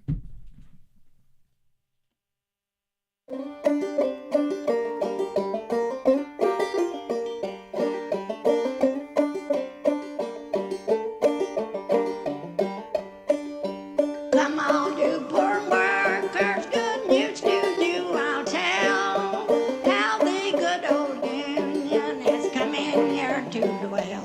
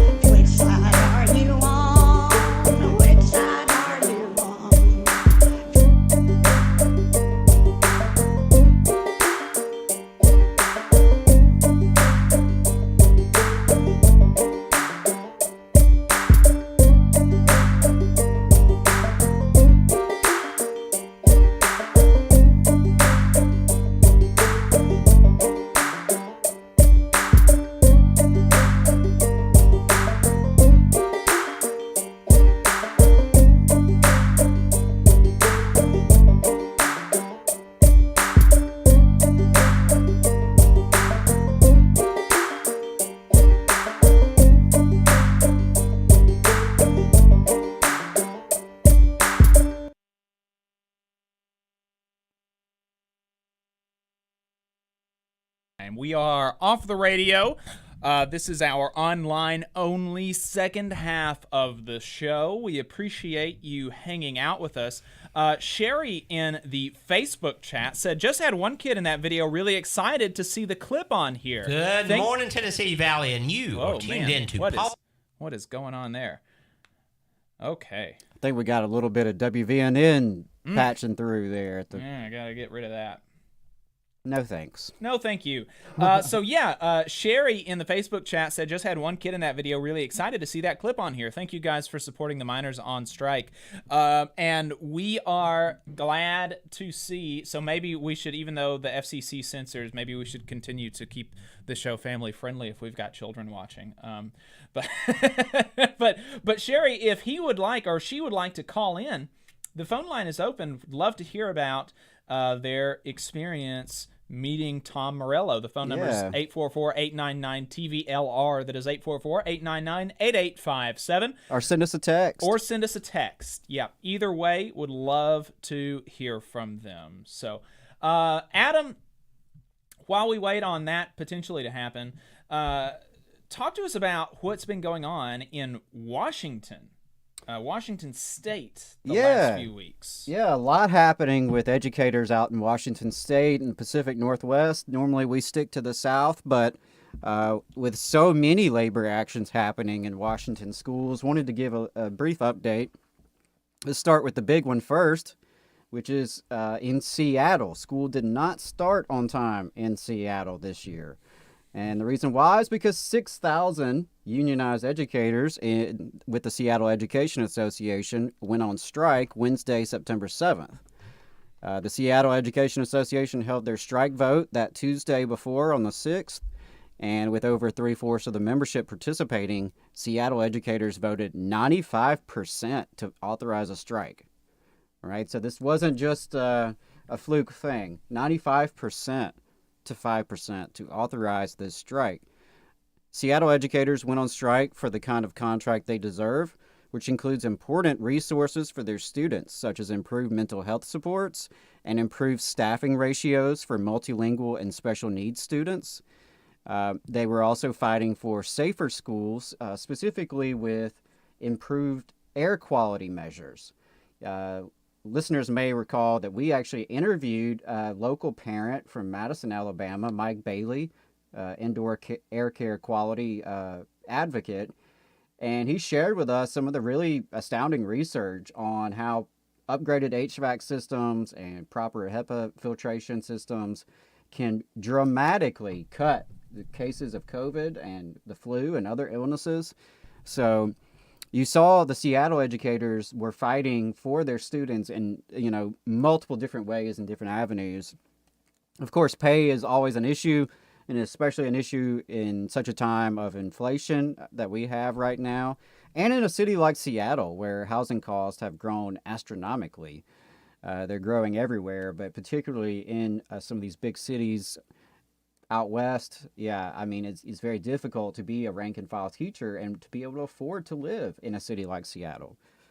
So the Seattle Education Association has reached a tentative agreement, and they did vote to open the schools this week while they review the TA. Voting on the proposed contract is scheduled for Monday.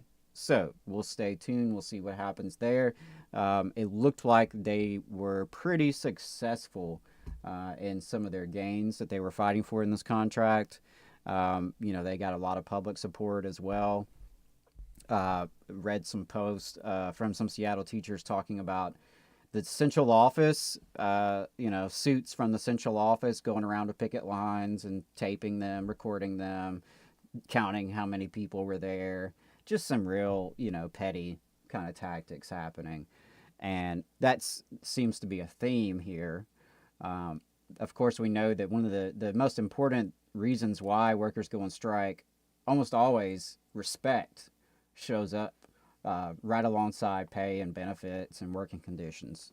Just basic respect. And that was an issue here as well. And Seattle's not the only place. In nearby Kent, Washington, educators there were on strike for a week, and they were able to successfully secure improved pay and staffing ratios in their new contract. Meanwhile, a couple hours away from Seattle, teachers in the small town of Ridgefield are currently on strike. So it's not just the big urban areas that are seeing these kind of work stoppages. And I wanted to bring that up as well because, it's easy if you're listening in, Decatur, Alabama, or Athens, Alabama, Scottsboro, Alabama, a place like Seattle, Washington, or Chicago, Illinois seems pretty foreign.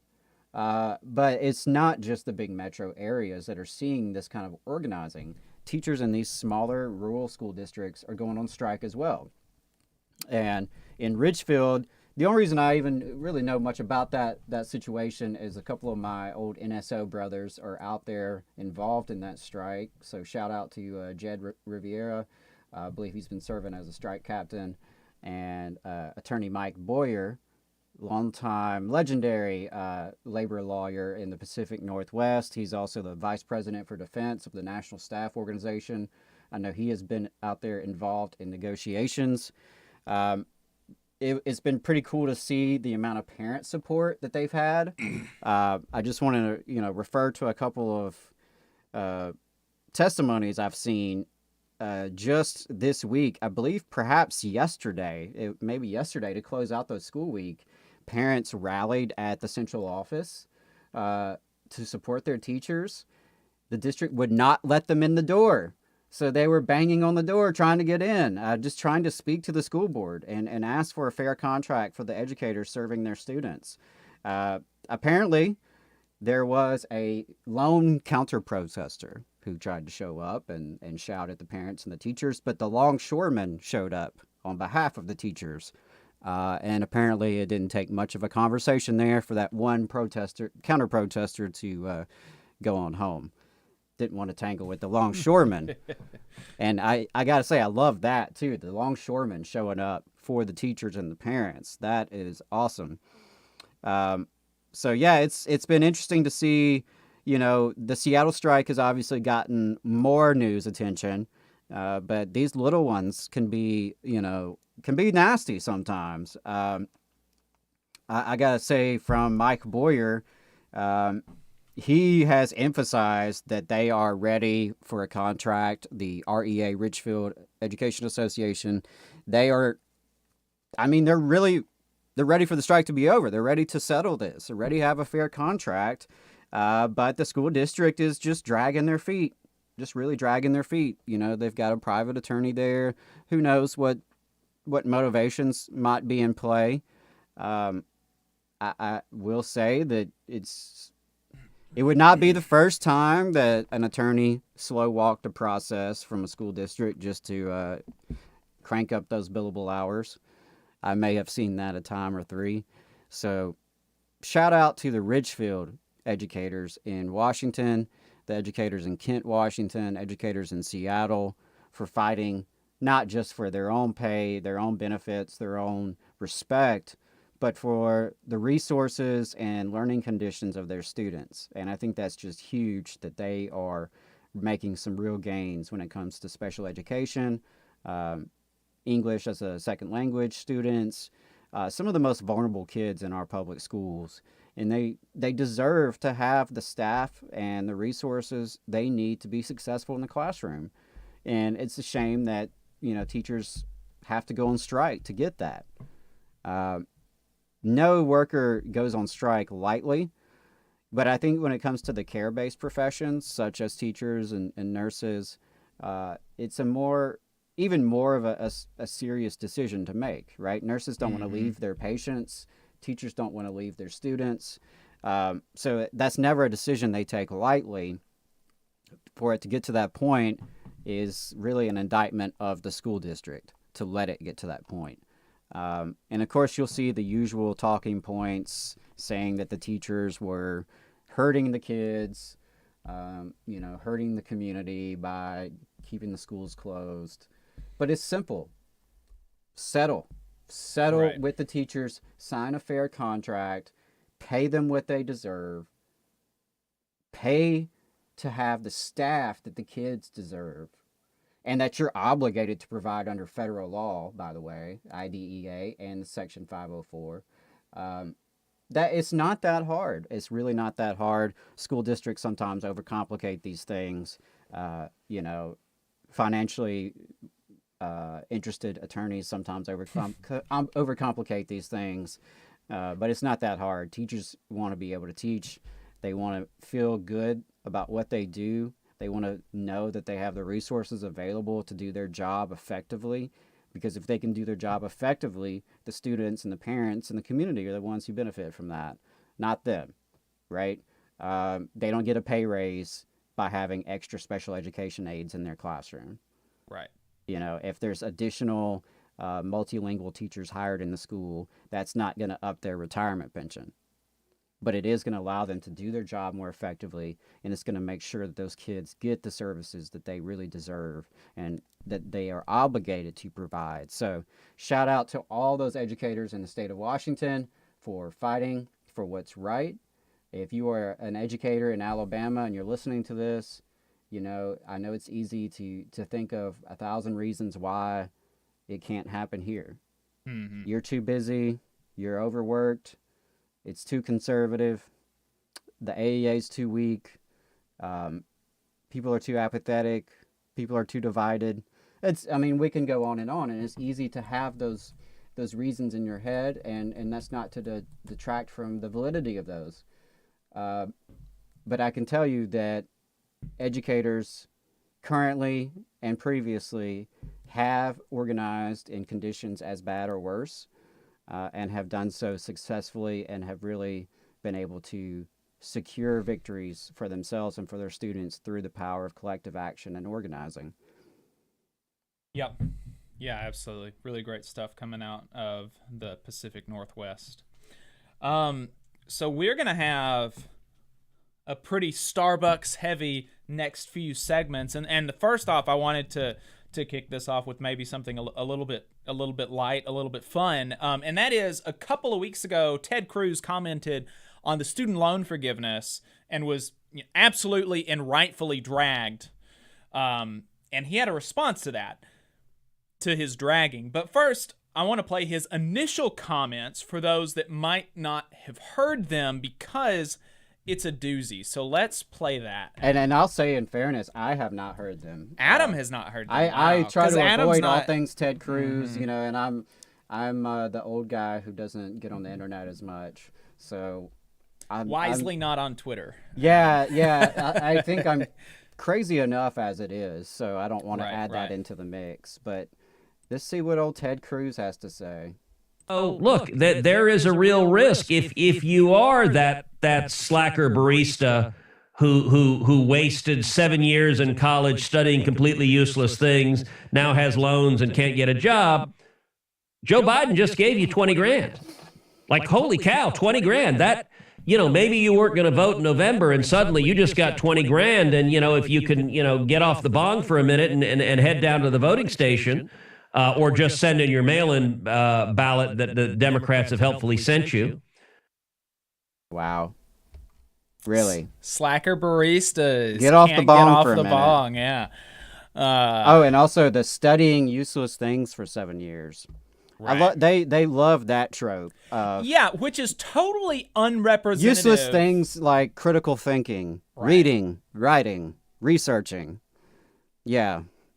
Right. Well, I mean, even taking him at face value, like, let's say, like, that we don't think that literature is a valuable thing. The percentage of student loans that are taken up by the liberal arts, right, is minuscule. How many people are there that actually fit this stereotype he's describing? I know a guy who has a math degree from UAH. The same degree that I do. I've got a math degree. My degree is in math.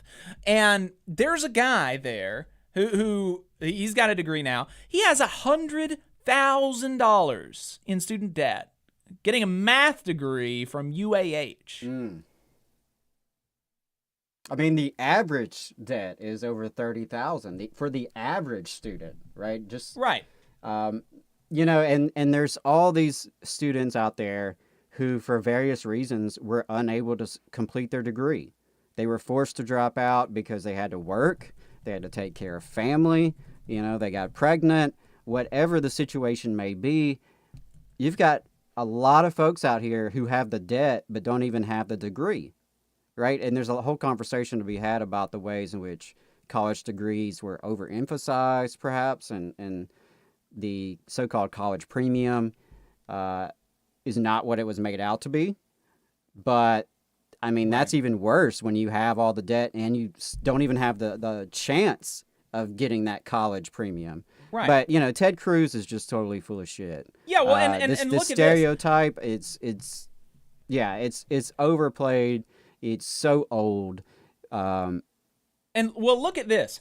What profession? And this is I didn't do as much prep for this, but I do know for a fact that the representativeness of his stereotype is not. It is not very representative of the reality. And so, maybe this isn't exactly right, but Google says, what profession has the most student debt? Registered nurses. Registered nurses are the career with the most student debt. Interesting. And a predominantly female profession. Right. And I know that, and my fiance is not a registered nurse. She is going for clinical mental health, but she's got something like $30,000-$40,000 in student debt, and she's got a master's degree. And she's going to be coming out making not very much money, like $40,000 a year, and she's not some like slacker barista. Like, baristas are not slackers, and people who get degrees are not slackers. She had a 4.0 in undergrad and has a 4.0 in grad school. Get it for clinical mental health, and she's got all this crazy amount of student debt, and it's going to be difficult for her to pay it back. Right.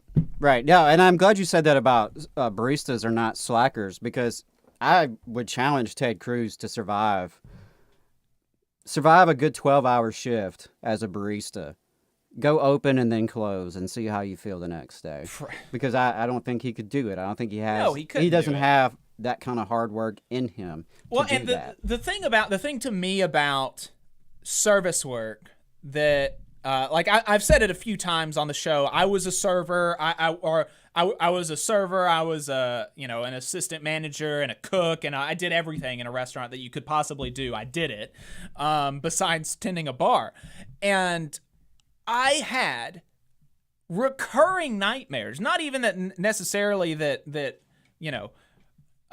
my job was that hard. I felt confident in doing it, but just the go, the stressful nature of it. I had recurring nightmares at that job. And now at my current job as a project manager, responsible for literally hundreds of millions of dollars in these big construction projects that I'm basically an administrator for, I have had in my position all of one nightmare about my job, right? And but also in addition to the fast-paced nature of it, the difficulty of the job, the humility of the thing, right? Because you have to put up with so much abuse from the customers that they don't pay you extra to smile, right? Some fancy Harvard boy like Ted Cruz is not going to, maybe he could put maybe he is physically capable of the difficulty level of being a barista, but he could not. He couldn't handle the public. He couldn't handle the public. He would not be humble enough.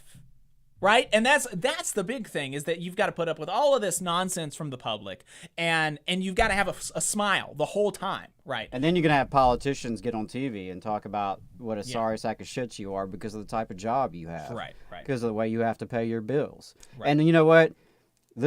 If there is such a person out there that he described, there is some slacker who can't get off the ball to go vote. I still want them to get debt forgiveness because it's the right thing to do. Right. But also, you're going to find more slackers in management than you will on the shop floor. Absolutely. Absolutely. William in the chat says, talk about slackers. What has Cancun Ted Cruz done in the Senate? That's a good question. Right. Bernie, he just goes on TV and the radio a lot. He doesn't actually do anything for his constituents that's positive. Frankly, I don't think we want him to accomplish much because nothing he's going to accomplish is going to be positive for working people. But I don't want to hit him too much. I'm about being a slacker. I am just fine with him. Being yes, a slacker. actually, be a slacker, dude. Ted Cruz, please just slack off until hopefully you can disappear. Yeah. Bernie put out a good response to that statement on his TikTok. Let's play that. All right. If you are that slacker barista, I'm a nurse at Temple, and as part of our contract, like our build up to our contract campaign, we polled our members about their student debt because we're going to be demanding that the employer also offset the debt, right? And so 120 of our members had a total of $7 million in nursing debt, in student debt. These are nurses? These are nurses. And you have to have a college degree to be a nurse, and we're struggling in the hospital. All right. We need more nurses. who wasted 7 years in college studying completely useless things, now has loans and can't get a job. Joe Biden just gave you 20 grand. I have like $88,000 of debt. It's just increased year after year. They increase. That increases. Yeah, because interest rates. They're all federal loans. Yeah. Some of them have 6-7% interest. I mean, we put off buying a house. I'm in my 30s. Put off buying a house. Put off getting married for a while. Don't know if we can have kids because student debt is, it's just overwhelming. And now, as a union organizer, I'm explicitly excluded from the public service loan forgiveness program. Like, holy cow, 20 grand. That, maybe you weren't going to vote in November and suddenly you just got 20 grand. And, if you can, get off the bong for a minute and head down to the voting station or just send in your mail-in ballot that the Democrats have helpfully sent you, it could drive up turnout, particularly among young people. My student loan payments every month are double my rent. About $1,100. You pay $1,100 every month for student debt. And I refinanced, yeah. What does that mean in terms of your financial situation in your life? I'm working 2 jobs now, and that's going to be my future for a while.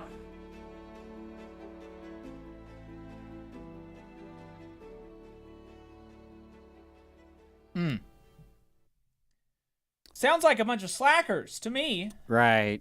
Why didn't they get their daddy to pay off their student loans? Yeah, there was a lot there. I mean, the nurses, as we said, like a predominantly female profession. Mm-hmm. The exclusion of union organizers from the public service loan forgiveness. Yeah. That's another one that I think is, I didn't think it was that big of a deal until you mentioned, maybe last week or week before, that people working for the Right to Work Foundation can technically qualify for this program. And that got me thinking about how many just nonsense nonprofits exist out there. And those folks are going to be able to qualify for loan forgiveness, but people who decided to be staffers for the labor unions are excluded. Right. And that's, again, that's a very minor subset of people. I recognize that. And some folks will say you're pretty privileged to be a union staffer, and in some ways you are. But more so, it just kind of goes to the broader issues of how exclusionary things are in terms of relief. Right. And just the extent to which this is a major problem. It's dragging down, and at this point, generations. Right. Not just a generation, but multiple generations. Right. And so we're going to play his response to this backlash, but part of his response is going to be that, I didn't mean every barista, right? Of course. And for one, what a loser to back off of what he said, because obviously if you go back and listen to what he said. Oh, he sounded very cocky. He sounded cocky, and he obviously meant it to be slacker, to be a representative adjective of the profession of baristas who have student debt. Like, in a conversation about student debt, you are not going to bring up what you believe to be an unrepresentative faction of people who are going to be wrongfully benefiting from this. You're going to bring up the people that you believe are representative of the folks who are getting this student loan forgiveness. And so he's just totally backs off of it like like a little baby.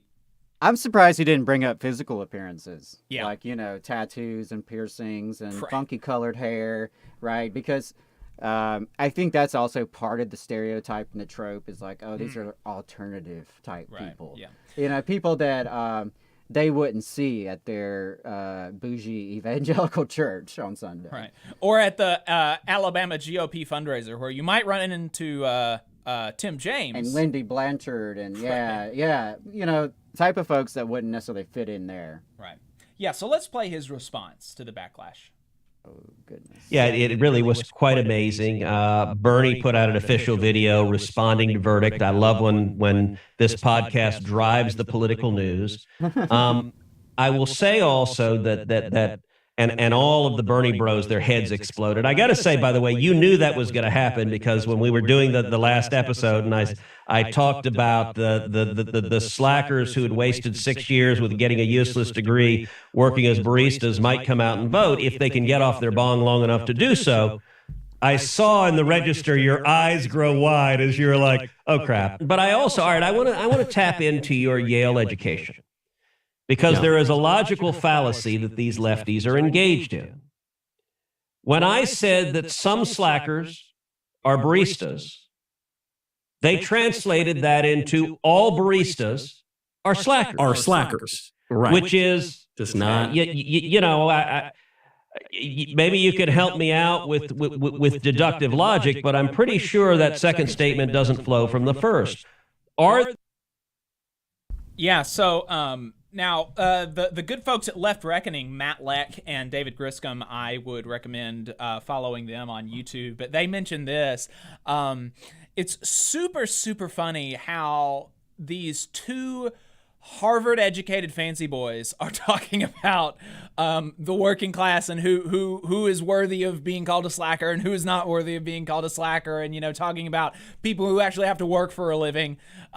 Just very, very, very funny.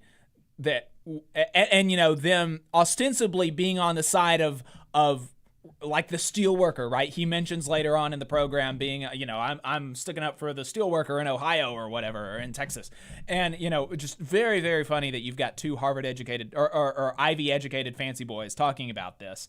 But yeah, it's why would you pretend that you don't have contempt for baristas when you so obviously do? Like we can see the tape. We can see the tape. We can see the contempt that you've got for people who do a certain kind of job.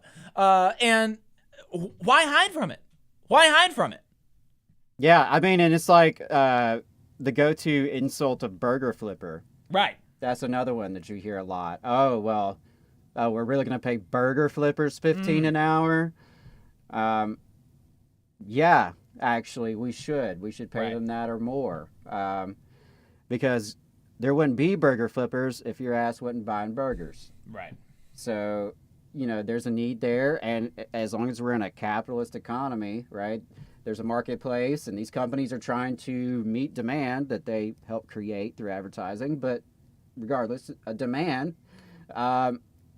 and the only reason these businesses exist and produce value is because of the labor that is involved.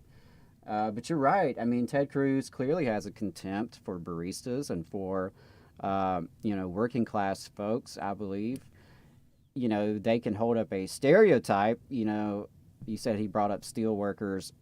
Right. And they want you to envision, when they say worker, when Republicans talk about workers, they have a very specific subset in mind. They're talking about a white guy who, has on a hard hat and goes to church and listens to people like Ted Cruz on the radio. That's their idea of a worker, someone who's culturally conservative, and they want to play up the divisions within the working class. They want that hypothetical white steel worker to resent those funky looking baristas at Starbucks.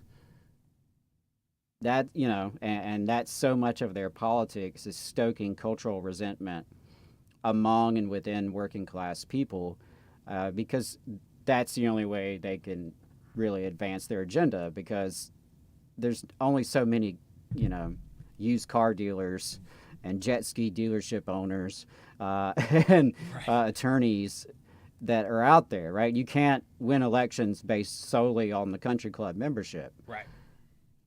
Yeah. Yeah, and another reason that he said that people attacked him was let's play some of his thinking about why he was attacked for this. Let's play that clip. Oh, is this the yeah, I got you. There's a reason why the lefty Twitter mafia leapt on this so aggressively, which is today's Democratic Party hates working class people. Oh, wait. So baristas don't count as working class people now. That's pretty interesting. People leapt on his description of baristas as slackers because they hate working class people. And this is after he just finished saying, like, oh, you know, not all baristas are slackers. You Man, know, he some really of them leans work. into the contradictions. Yeah, and here he's saying, oh, no, you're defending baristas because you actually hate working class people. So... Yeah, it is fascinating to see them like lean into the contradictions in this way. I mean, you don't even have to like be consistent about what you're trying to push because it doesn't matter. It doesn't matter. Yeah, it's just it's pollution. It's like intellectual pollution that they just pump out into the atmosphere. And you know, like any pollution, you absorb some of that. And I guess they hope. The idea being that, you know, enough of that is absorbed into people, into voters, and into the popular culture and consciousness, that it taints opinions. And the fact that there is this stereotype he can riff on proves that there is some success there. But I think the goal for all of us is to unite working class people and to have these conversations where we make clear, hey, a barista is a worker. A steel worker is also a worker, and we have more in common with each other than any of us do with some joker like Ted Cruz. Of course. Or his donors that he works for. Right. Continuing on talking about Starbucks, the United States House of Representatives Education and Labor Committee held a hearing last week on the barriers to organizing, and as I prepared this segment yesterday, I wish that I'd started prepping it sooner because there was a lot of good stuff that I would have liked to clip and play for y'all and dissect. And so, you know, if you have the time, maybe you're doing dishes or going on a walk or something, it's worth listening to, albeit maybe at like 1.5 speed, 1.75 speed, you know, something like that. Maybe we can tweet that out or put that out on our social media. Is there a public link to the entire hearing? Yeah, it's on YouTube. Yeah, okay. It's on YouTube. And it's funny. It's the House Education and Labor Committee put it up as a kids video. Interesting. Because I think that they don't understand. They don't understand YouTube, and so when you're uploading a video, there is a section that says, "Is this made for kids?" And I think they probably interpreted that as, "Is this appropriate for kids?" And they said yes. And so then now it's like as a kids video. Oh, okay. So my YouTube. daughter might can find it. Your daughter can find it, yes. But so what the Democrats set out to do with this hearing is to kind of go point by point through a lot of the issues that workers face as they're trying to organize, like captive audience meetings, store closures, retaliation, intimidation, NLRB underfunding, contract negotiation delays. And so there's a lot of good stuff in the hearing. They go back and forth between a Republican questioning and then a Democrat questioning. And so the Democrats had a couple of guests. The Republicans had one guest who was like a boss representative, basically. Like I said, there was a lot of good stuff in the hearing, but the consistent standout was the only worker that was called on, Michelle Eisen. They had, the Democrats had some other people that were interesting to listen to. There was a former NLRB chair. There was like a professor, a tenured professor, but Michelle Eisen was by far the standout, most interesting.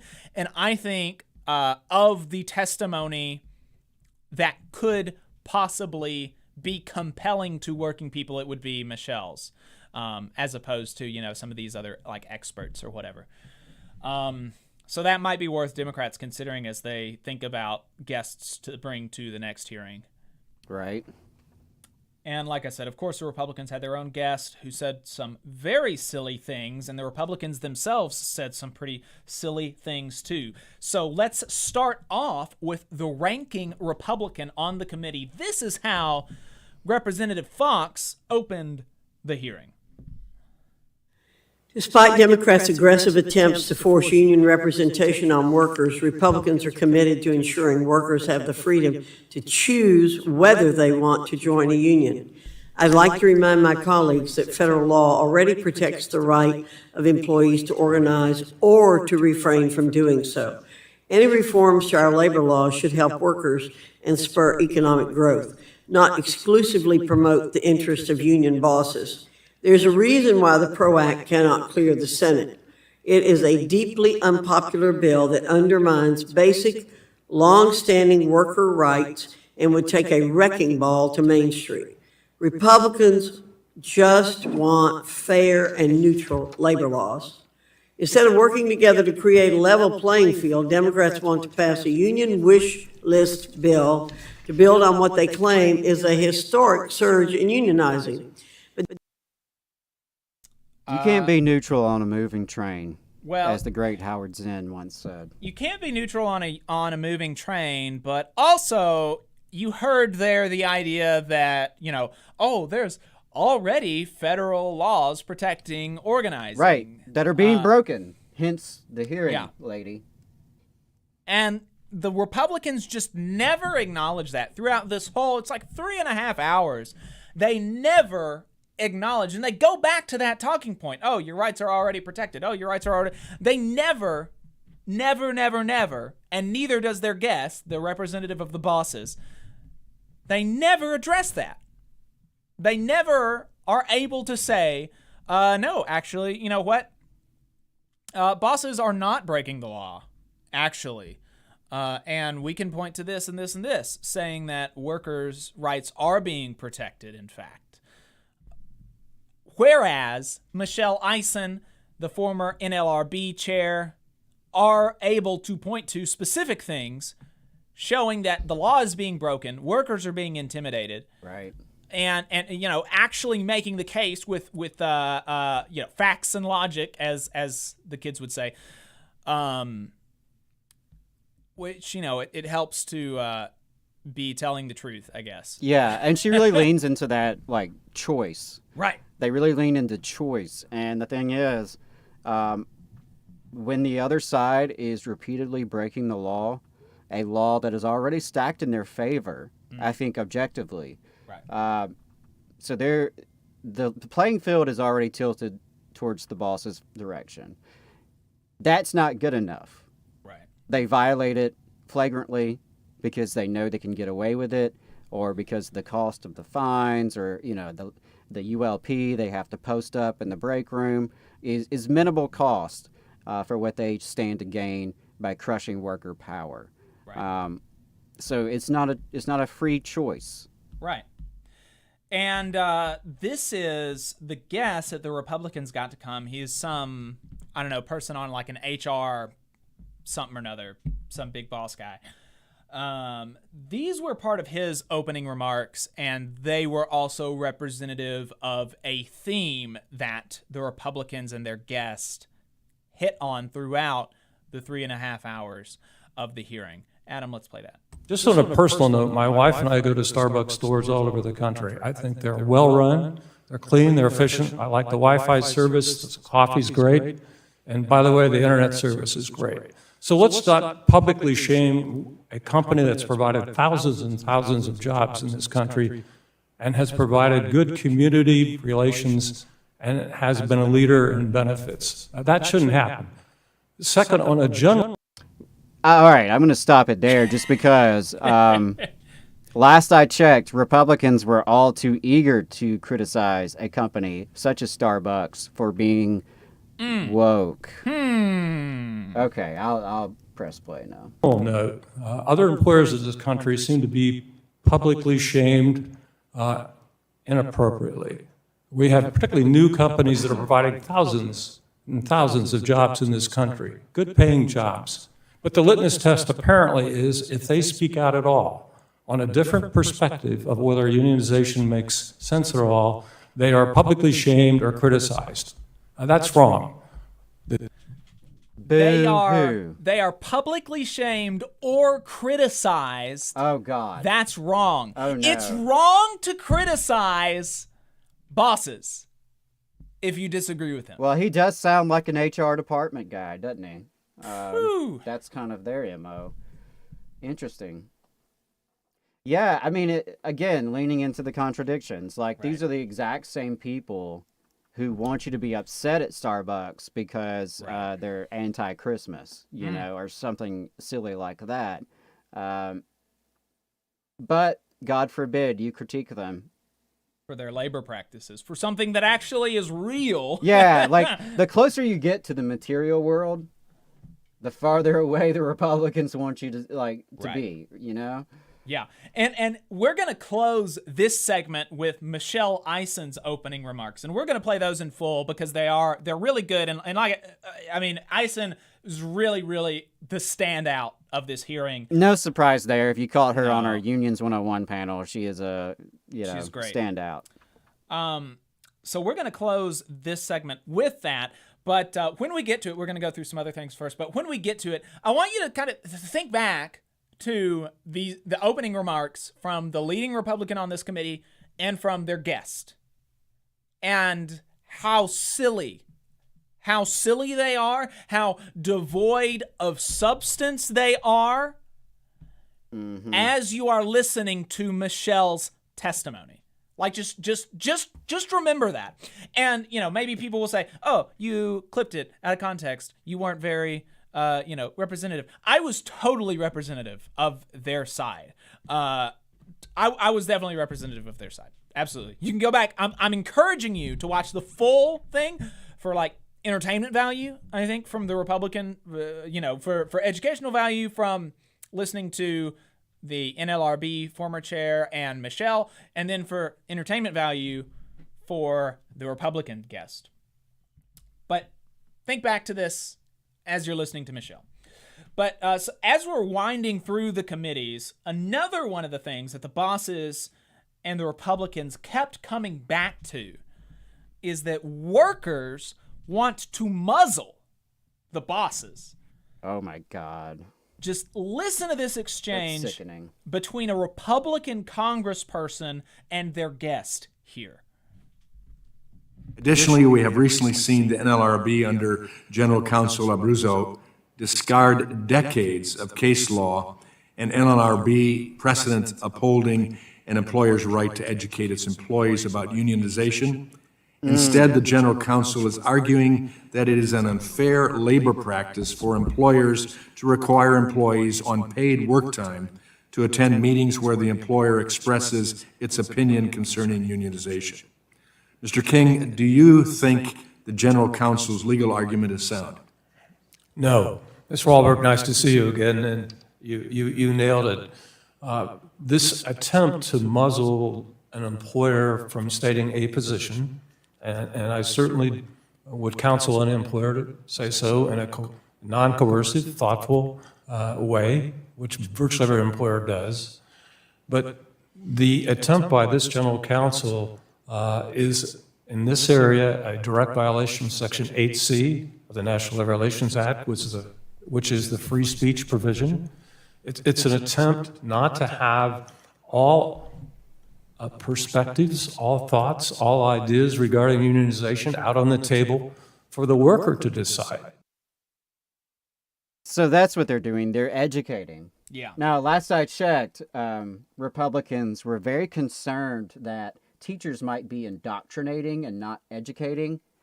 But when employers do it, when employers present only one side, when employers misrepresent facts, when employers coerce you into these meetings where they feed you propaganda, Right. that's education. Right. But let some public school teacher try any of these tactics with their students and see what happens. And unfortunately, none of the Democrats really attacked this line of argumentation, because I think for some people it might feel persuasive.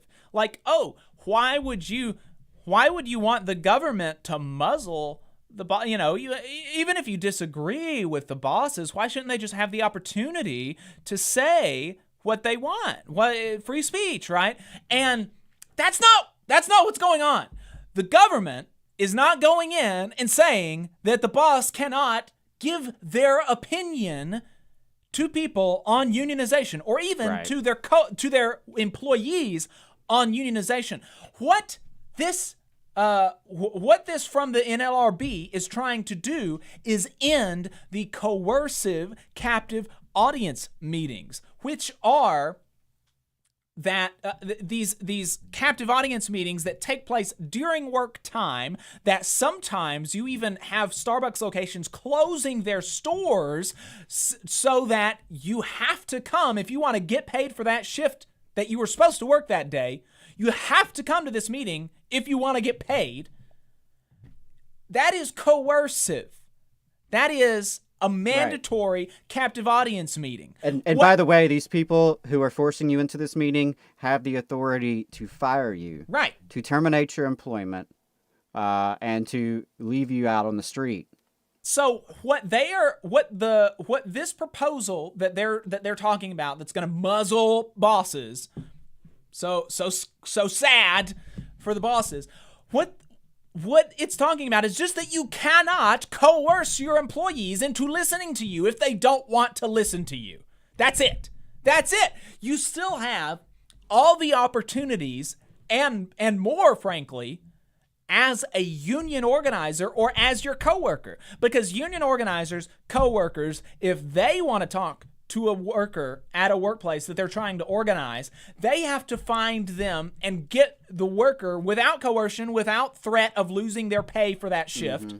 They have to get them to voluntarily listen to their spiel, right? So if a boss wants to take some time off the clock and the employee is willing and is not being coerced, nobody is stopping that from happening. Absolutely. Nobody is proposing. Let them organize like working people have to organize. Let the boss organize like working people have to organize, which is off the clock or in snippets as you can get to it through the day. And you can't have these captive audience meetings. That's it. It's leveling the playing field, which these Republicans are supposed to be like, oh, we just want a fair playing field. That's all this does. And the idea that making bosses, removing this coercive authority, this coercive ability that they have, muzzles them, is absurd. They're lying to you. If the people on this committee, maybe the Republicans don't know, because Republican politicians can be stupid and Democrat politicians can be stupid. But the boss, he knows exactly what he's doing, and he's lying to you. He's lying to you that this would muzzle the bosses. It would give them the exact same opportunity that workers have to talk about their opinions on unionization. And really still have an advantage, because at the end of the day, it's a relationship of hierarchy. Right? The employees have to report to the employer. The employer has control over paycheck and benefits. So even in this circumstance, the employer is always going to have a leg up because of, the vertical relationship of labor to capital there. That's just the way it is. And, something in the chat, Hustler mentioned about, them threatening to close stores. And it's the substance in these meetings, too. So not only are you being coerced into the meetings are often full of more threats. Right. We might have to close the store if you vote yes. We would love to give you more benefits, but not if you go union. Right. And then, of course, you watch and see where some of your coworkers are being targeted for discipline for speaking out. You hear about the organizer across town who got fired, who was on the organizing committee, and so on. So that's the quote-unquote choice that Republicans want you to have. Right. And that's you talked about, the existence of these meetings in and of themselves is an issue because they are coercive by their very nature. Mm-hmm. But also the substance of the meetings can be coercive as well. And Representative Jayapal gave Eisen the chance to talk about the substance of these meetings during the hearing. Adam, let's play that clip where Eisen responds to Jayapal. I wanted to just give Ms. Eisen a chance to respond to what we just heard in terms of employees wanting to hear from the company. It sounds really good, but tell us about what a captive audience meeting is like, actually, Ms. Eisen. Do you feel like you get a chance to hear from the company in sort of a neutral way, or how would you describe that? My apologies. I can say from my own experience in captive audience meetings held by Starbucks during our organizing campaign, they are far from impartial. You are not hearing both sides of the story. You are hearing one side. We were brought to hotel conference rooms located far from our store. Most Starbucks workers had to find transportation because we are a city store that most of our workers don't drive. That wasn't offered to them. They had to find a way to get to these. Then we had to sit in a room with high-ranking members of corporate, as far up as the president of Starbucks North America, whom we had only just met, where we were talked at for nearly an hour about why we should feel ashamed of asking for more from a company that had already given us so much. But they were only giving us the facts. They were giving us the facts about what the company was, what the company wanted. They wanted us to vote no. They were there to take care of everything. They were going to make sure that any grievance we had was handled. And if we needed facts from the union, we needed to contact a union organizer. And when presented with the fact that the union organizers, as far as the Starbucks campaign, were Starbucks workers, some of whom were sitting in that room with them, that is not something that they wanted to hear. They didn't want to be presented with the fact that it wasn't a third party, there wasn't some big union boss out there corralling these workers and convincing them that this was their best interest. It was the workers making that decision for themselves. But we were not given the same time or opportunity to speak in that room to our coworkers about why we felt this was a better option for us. And I think with that you can see why I think that Michelle was one of the standout people in this here. Absolutely. I mean, really, really. Whereas you've got these other people speaking in hypotheticals. They're not really. They're not laying out concretely what's going to happen. She's been there from ground zero. Yeah. So just a really fantastic description of the reality of what these meetings are like. And you got some of the substance of that, but also the existence of it being coercive and the idea that they would have these captive audience meetings and not provide transportation for the people to get there. That's just insane to me. Why? Like, talk about getting off on the wrong foot. Really, really great stuff from Eisen. Terrible stuff from the bosses. And Adam, if you don't have any more on that, then we can play her opening statement. Yeah. Let's do that. Chairman Scott, Ranking Member Fox, and members of the committee, thank you for the opportunity to testify today. My name is Michelle Eisen, and I am a barista at the Starbucks on Elmwood Avenue in Buffalo, New York, the first Starbucks to unionize. I began my career with Starbucks in 2010. I needed a part-time job that would provide me with health benefits and also complement my other career as a theatrical stage manager. Starbucks offered both of those things, as well as the opportunity to work for a company that had a reputation of being progressive, caring about its communities, and most importantly, taking care of its employees. And for a time, I felt that to be true. Unfortunately, over the last several years, things began to shift within the company. The cost of the benefits increased while the coverage decreased, and wages did not keep up. Other benefits were completely taken away without warning or explanation. But the clearest difference was the overall decline in the everyday working conditions on the floors of the cafes.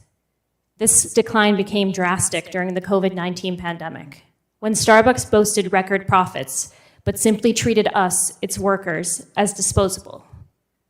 This nearly led to me leaving a company I had devoted over a decade of my life to. But instead, I was presented with the opportunity to try to unionize my store.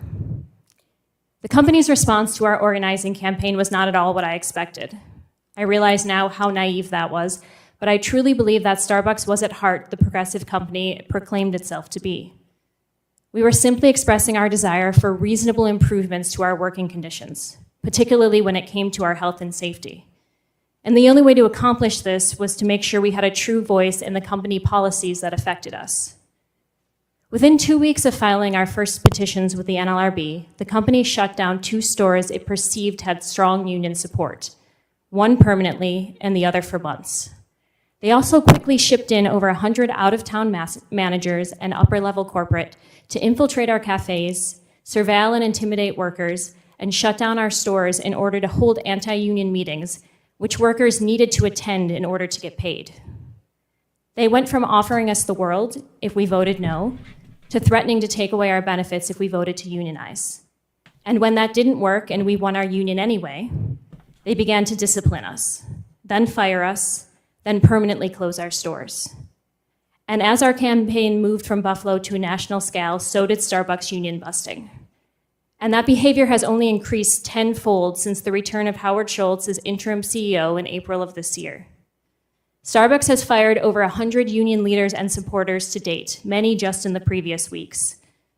Starbucks has no regard for our legal rights, and they will never stop on their own.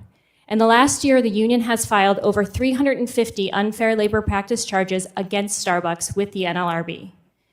The NLRB has so far issued administrative complaints against Starbucks in almost 100 ULPs, alleging over 600 legal violations. Some of these alleged violations affected every Starbucks worker in the country. And Starbucks workers are not alone in this struggle. Workers involved in other large organizing efforts at places such as Amazon, Chipotle, Trader Joe's, and Apple have faced very similar union busting from their companies. But despite this overwhelmingly negative response from Starbucks, we find ourselves at the forefront of a new labor movement. Over 6,300 Starbucks workers have unionized at over 237 locations across the US so far. But these victories are due entirely to the courage of these workers in the face of this abusive conduct by the company. It should not take an act of bravery to ensure that you have a voice at work. We need Starbucks to recognize our desire to organize, which the NLRA explicitly states is our right. We need Starbucks to stop mistreating the workers it claims to care about and to fulfill its legal obligation to come to the table and negotiate with us in good faith. We are tired of fighting a company that can afford to do better by its hourly workers. We are tired of listening to billionaire CEOs take sole credit for the billions of dollars of profit made off our labor.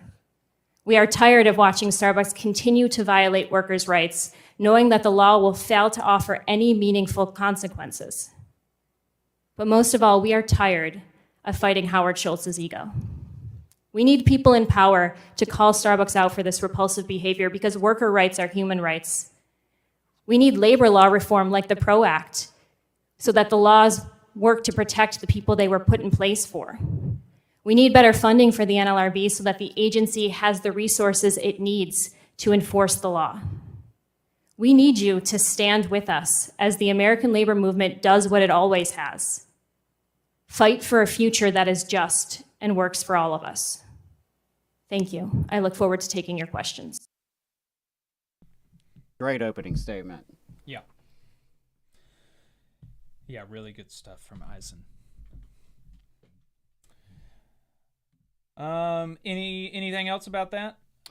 No, I think she said it all. I mean, I think it's important that she was there, and I'm thankful that she was there to testify and actually have a worker voice heard in Congress, because that is so rare. And as you pointed out, she was the only actual worker that was there to testify.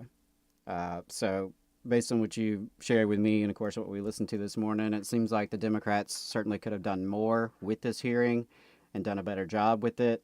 But, regardless, I think it's positive that there was such a congressional hearing on union busting. That's a step in the right direction, and I hope that it leads to a lot more because, as Michelle pointed out, companies like Starbucks are going to keep doing this if they can get away with it. If they can get away with it, they're going to keep doing it, right? And so we need a little bit of law and order when it comes to labor relations. Law and order unionism. The law is not on our side, but to the extent that laws have been won through our sacrifice that are meant to protect us, we need them enforced. Yeah. And before we get off of Starbucks, I wanted to give y'all this update really quick that just came out as we were talking, I think. The update to the South Carolina Starbucks workers being accused of kidnapping. That's right. I remember that. By their store manager. Right. They had a march to the boss, right? Yeah, they had a march on the boss. Boss called the cops. They surrounded the boss, read off their list of the demands. The boss asked if she could leave, and then she left. She was permitted to leave, and then she accused them of kidnapping. She filed a police report.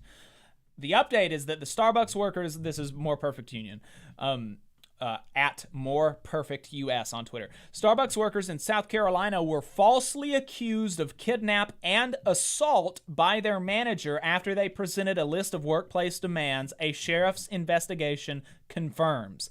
In fact, a sheriff's representative said the manager was the only one to initiate physical contact. Quote, this is the sheriff's representative. Quote, after talking with all the employees and seeing the TikTok video that an employee posted from the event, none of the allegations were true. The employees did not stop her from leaving and did not put their hands on her, which is what the boss reported had happened. She is the one who initiated any kind of contact when she pushed past one of the employees as she was walking out the door. Imagine that. Boss is lying.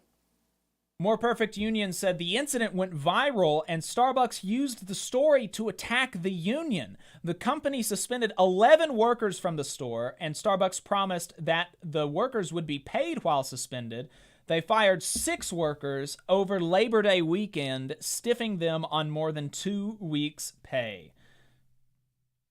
Really, really amazing stuff. Starbucks management has refused to speak with the workers since August 4th. One fired union leader, Anil Tripathi, issued a statement about the firing, police statement, and wage theft to More Perfect Union, and I'll read that here. Quote, we are thrilled to hear that the Anderson Police Department saw the absurdity of these kidnapping and assault charges put onto our partners for simply asking for the benefits that Starbucks promised non-union stores and illegally did not give to union stores. The Anderson Police Department agreed that we did not block the door, and our store manager was the one who initiated contact with one of our baristas.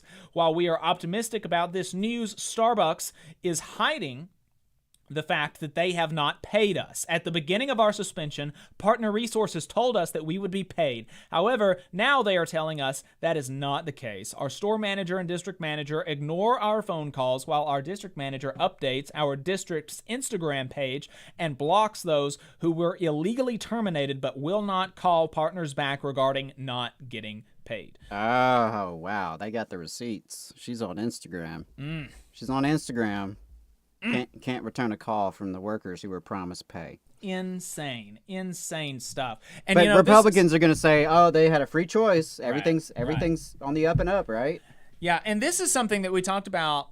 Something that I mentioned when we first covered this story is that this is on a whole nother level from some of the other stuff that we're talking about. We're talking about potential criminal Actual life-ruining. Yeah, actual criminal charges were filed, and they were dismissed by the cops. But actual criminal charges were filed. We're not even talking about potentially losing your job and potentially becoming homeless. We're talking about potential jail time that this store manager tried to inflict upon these baristas. And obviously, neither Adam nor myself are, carceral type proponents, generally speaking. But the idea that there are no consequences for trying to put somebody in jail knowing that you are lying. Yeah. The idea that there are even no professional consequences, because apparently the district manager and the store manager are still running the store's Instagram. Right, which is a reflection of Starbucks values. The idea that there's not even any professional repercussions for trying to unrightfully throw people in prison is astounding. That's astounding. Yeah. I think people who file frivolous police reports and false police reports are, a special type of messed up. We talked about it last week when I reported on Angela McClure, the local school board crazy, trying to be on the school board, who filed a bogus police report on her opponent, saying that she committed theft over some political yard signs, which she didn't even have proof that they were stolen.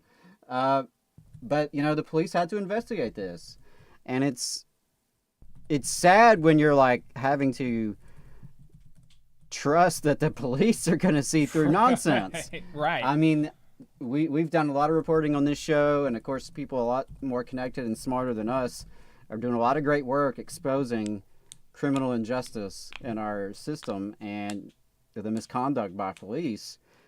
So that is just such a dangerous thing to file these reports on people. Seriously. And try to get them thrown in jail. Thank God that they saw through this, and those workers are going to be okay in terms of legal consequences. But that is just really messed up. And like I said, I think it's a reflection of Starbucks values. If this person is still in management, to me, that seems like you're condoning that kind of conduct. And it makes me worry, are we going to see this again? Is this going to become a right? new Because tactic? imagine if they hadn't had that TikTok video. Right. And what if the store cameras had magically turned off? Right. Or and maybe you had two people in management that were willing to both lie, and you got two witness testimonies saying that, oh yeah, no, they did do this. Right. It could be a very dangerous situation. Yeah. We've got one more segment if anybody wants to call in and talk to us after this segment is over, 844-899-8857. Otherwise, we'll be wrapping up after this. And so we began the show with something that's a little more frivolous, a little more fun, and we're going to end the show into overtime the same way. We've got this clip from Newsmax about Labor Day. It is about Labor Day, so it's a couple of weeks old, but it's very fun, so I wanted to get to it.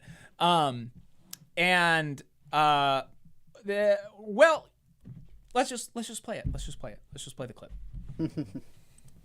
That right there shows you exactly what they represent. Communism, socialism, labor unionizing to wield power over employees and employers. I mean, just look at the roots of May Day, also known as Labor Day.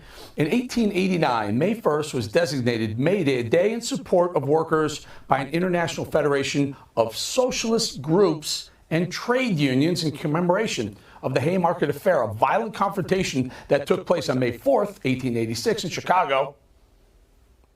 But here in America, labor unions, who operated much like socialism, wanted their day of recognition, but in an effort to hide the obvious payoff to big labor, the powers that be, or were, decided to hide the corrupt union extortion by making the day off from work the first day in September, not May 1st, a work holiday now known as Labor Day. So yeah, Tucker took the day off to celebrate the labor unions, their corrupt history, and their mafia crime family origins. And yeah, he's replaying some stale old interviews, but I thought we should be here for you with a brand new show. If you're a regular viewer of The Balance, I'm glad you're here with me. Makes it all worthwhile. And if you're a new viewer, a Tucker viewer maybe, you're always welcome here. We hope you stay. So how about a little history lesson for the Tuckers and the rest of the communist sympathizers who celebrate Labor Day by taking their news shows off? Tucker and the rest of the communist sympathizers who celebrate Labor Day, folks. That's all. You heard it here. That's all it takes to be a communist sympathizer. If you took the day off on Labor Day, welcome to the movement. We are glad to have you. If you'll get your red card in the mail. If you did not drop to your knees on Labor Day and perform fellatio for your boss, then you're a commie. Man. Some folks missed the memo, but if only you were a regular listener to Newsmax, you would know the truth. I mean, it's pretty funny because he does go into... I appreciate him at least letting his listeners know about May Day. Perhaps they were unaware, and now they know that the real Labor Day is on May Day. Right, but so he tracks that, the American Labor Day is strangely in September instead of on May 1st when the rest of the world celebrates Labor Day. But he does it as if the powers that be were like doing a solid for us labor people. Doing a solid for the commies. Like, I love communism so much. So we're definitely going to do a Labor Day, but we've got to hide it from somebody. Good, hardworking, honest American folks. I mean, these are the people in power. Who are they going to hide it from if they're like these big commies? But so they're going to do Commie Labor Day in September to celebrate the commies, but they're hiding it from somebody. Yeah, you can't be too flagrant with your communist sympathies, right? Yeah, I don't know. That was actually for the reality of the history is that May Day does have left-wing socialist anarchist type of roots in absolutely. May Day. That is truth. And truth. These May Day celebrations sprang up organically, and so the conservative elements of the labor movement in the American Federation of Labor, along with conservative elements in the government, wanted to move this energy to having a day off to celebrate Labor Day, to cleave it from our history, cleave it from the more radical elements of our history, and turn it into this patriotic American Labor Day. Right. Fly your flag, drink your beer, grill your burger. I mean, literally, all you have to do is read what the president of the American Federation of Labor was saying about the reasons that they were doing this at the time. Instead of it was explicitly to kick out the commies so that people would not understand that that you are part of a radical lineage if you are in the labor movement, and that this radical lineage is what has gotten you so much of the things that it is such a driving force in labor. They wanted people not to understand that because they were not part of that radical lineage. I think that's been a long-standing theme in American history, is to obscure radicalism where it has existed organically, and then to portray non-radical elements as radicals to try to discredit them, right? So someone who is on the far right, like Tucker Carlson, you can kind of glibly say is a communist sympathizer, and they'll make out Hillary Clinton and Joe Biden as if they are communist sympathizers, or perhaps even communists themselves, while obscuring the real tradition, the real radical tradition we have in this country of people who did come out of communist and anarchist and socialist traditions, but who are nonetheless, or perhaps because of that, tremendous heroes in our history. People like Helen Keller, people like Martin Luther King Jr., people like Albert Einstein, and the list goes on of people who, whose radical histories have been obscured so that they could be sanitized. But it's pretty hilarious that if you took Labor Day off, that's somehow synonymous with communist sympathies. If only communists were as strong as they are in the imagination of people like that guy, we might have quite the different country. Yeah. No kidding. Yeah, but something you said that we need to talk about at some point, I think, in future shows is the amount of purges that have taken place within the labor movement to purge those who are radical, those who are on the left. It's something that's been ongoing since really the beginning of American labor movement, and it has never stopped. The Red Scare did not go away. There have been a couple of waves with the Red Scare, and it never fully disappeared from the ether. It just sort of mostly won. Right. They kicked out all the radicals time after time, We saw what happened with the IWW after the height of its success. We saw the purges in the 50s, during the McCarthy era, and it has continued.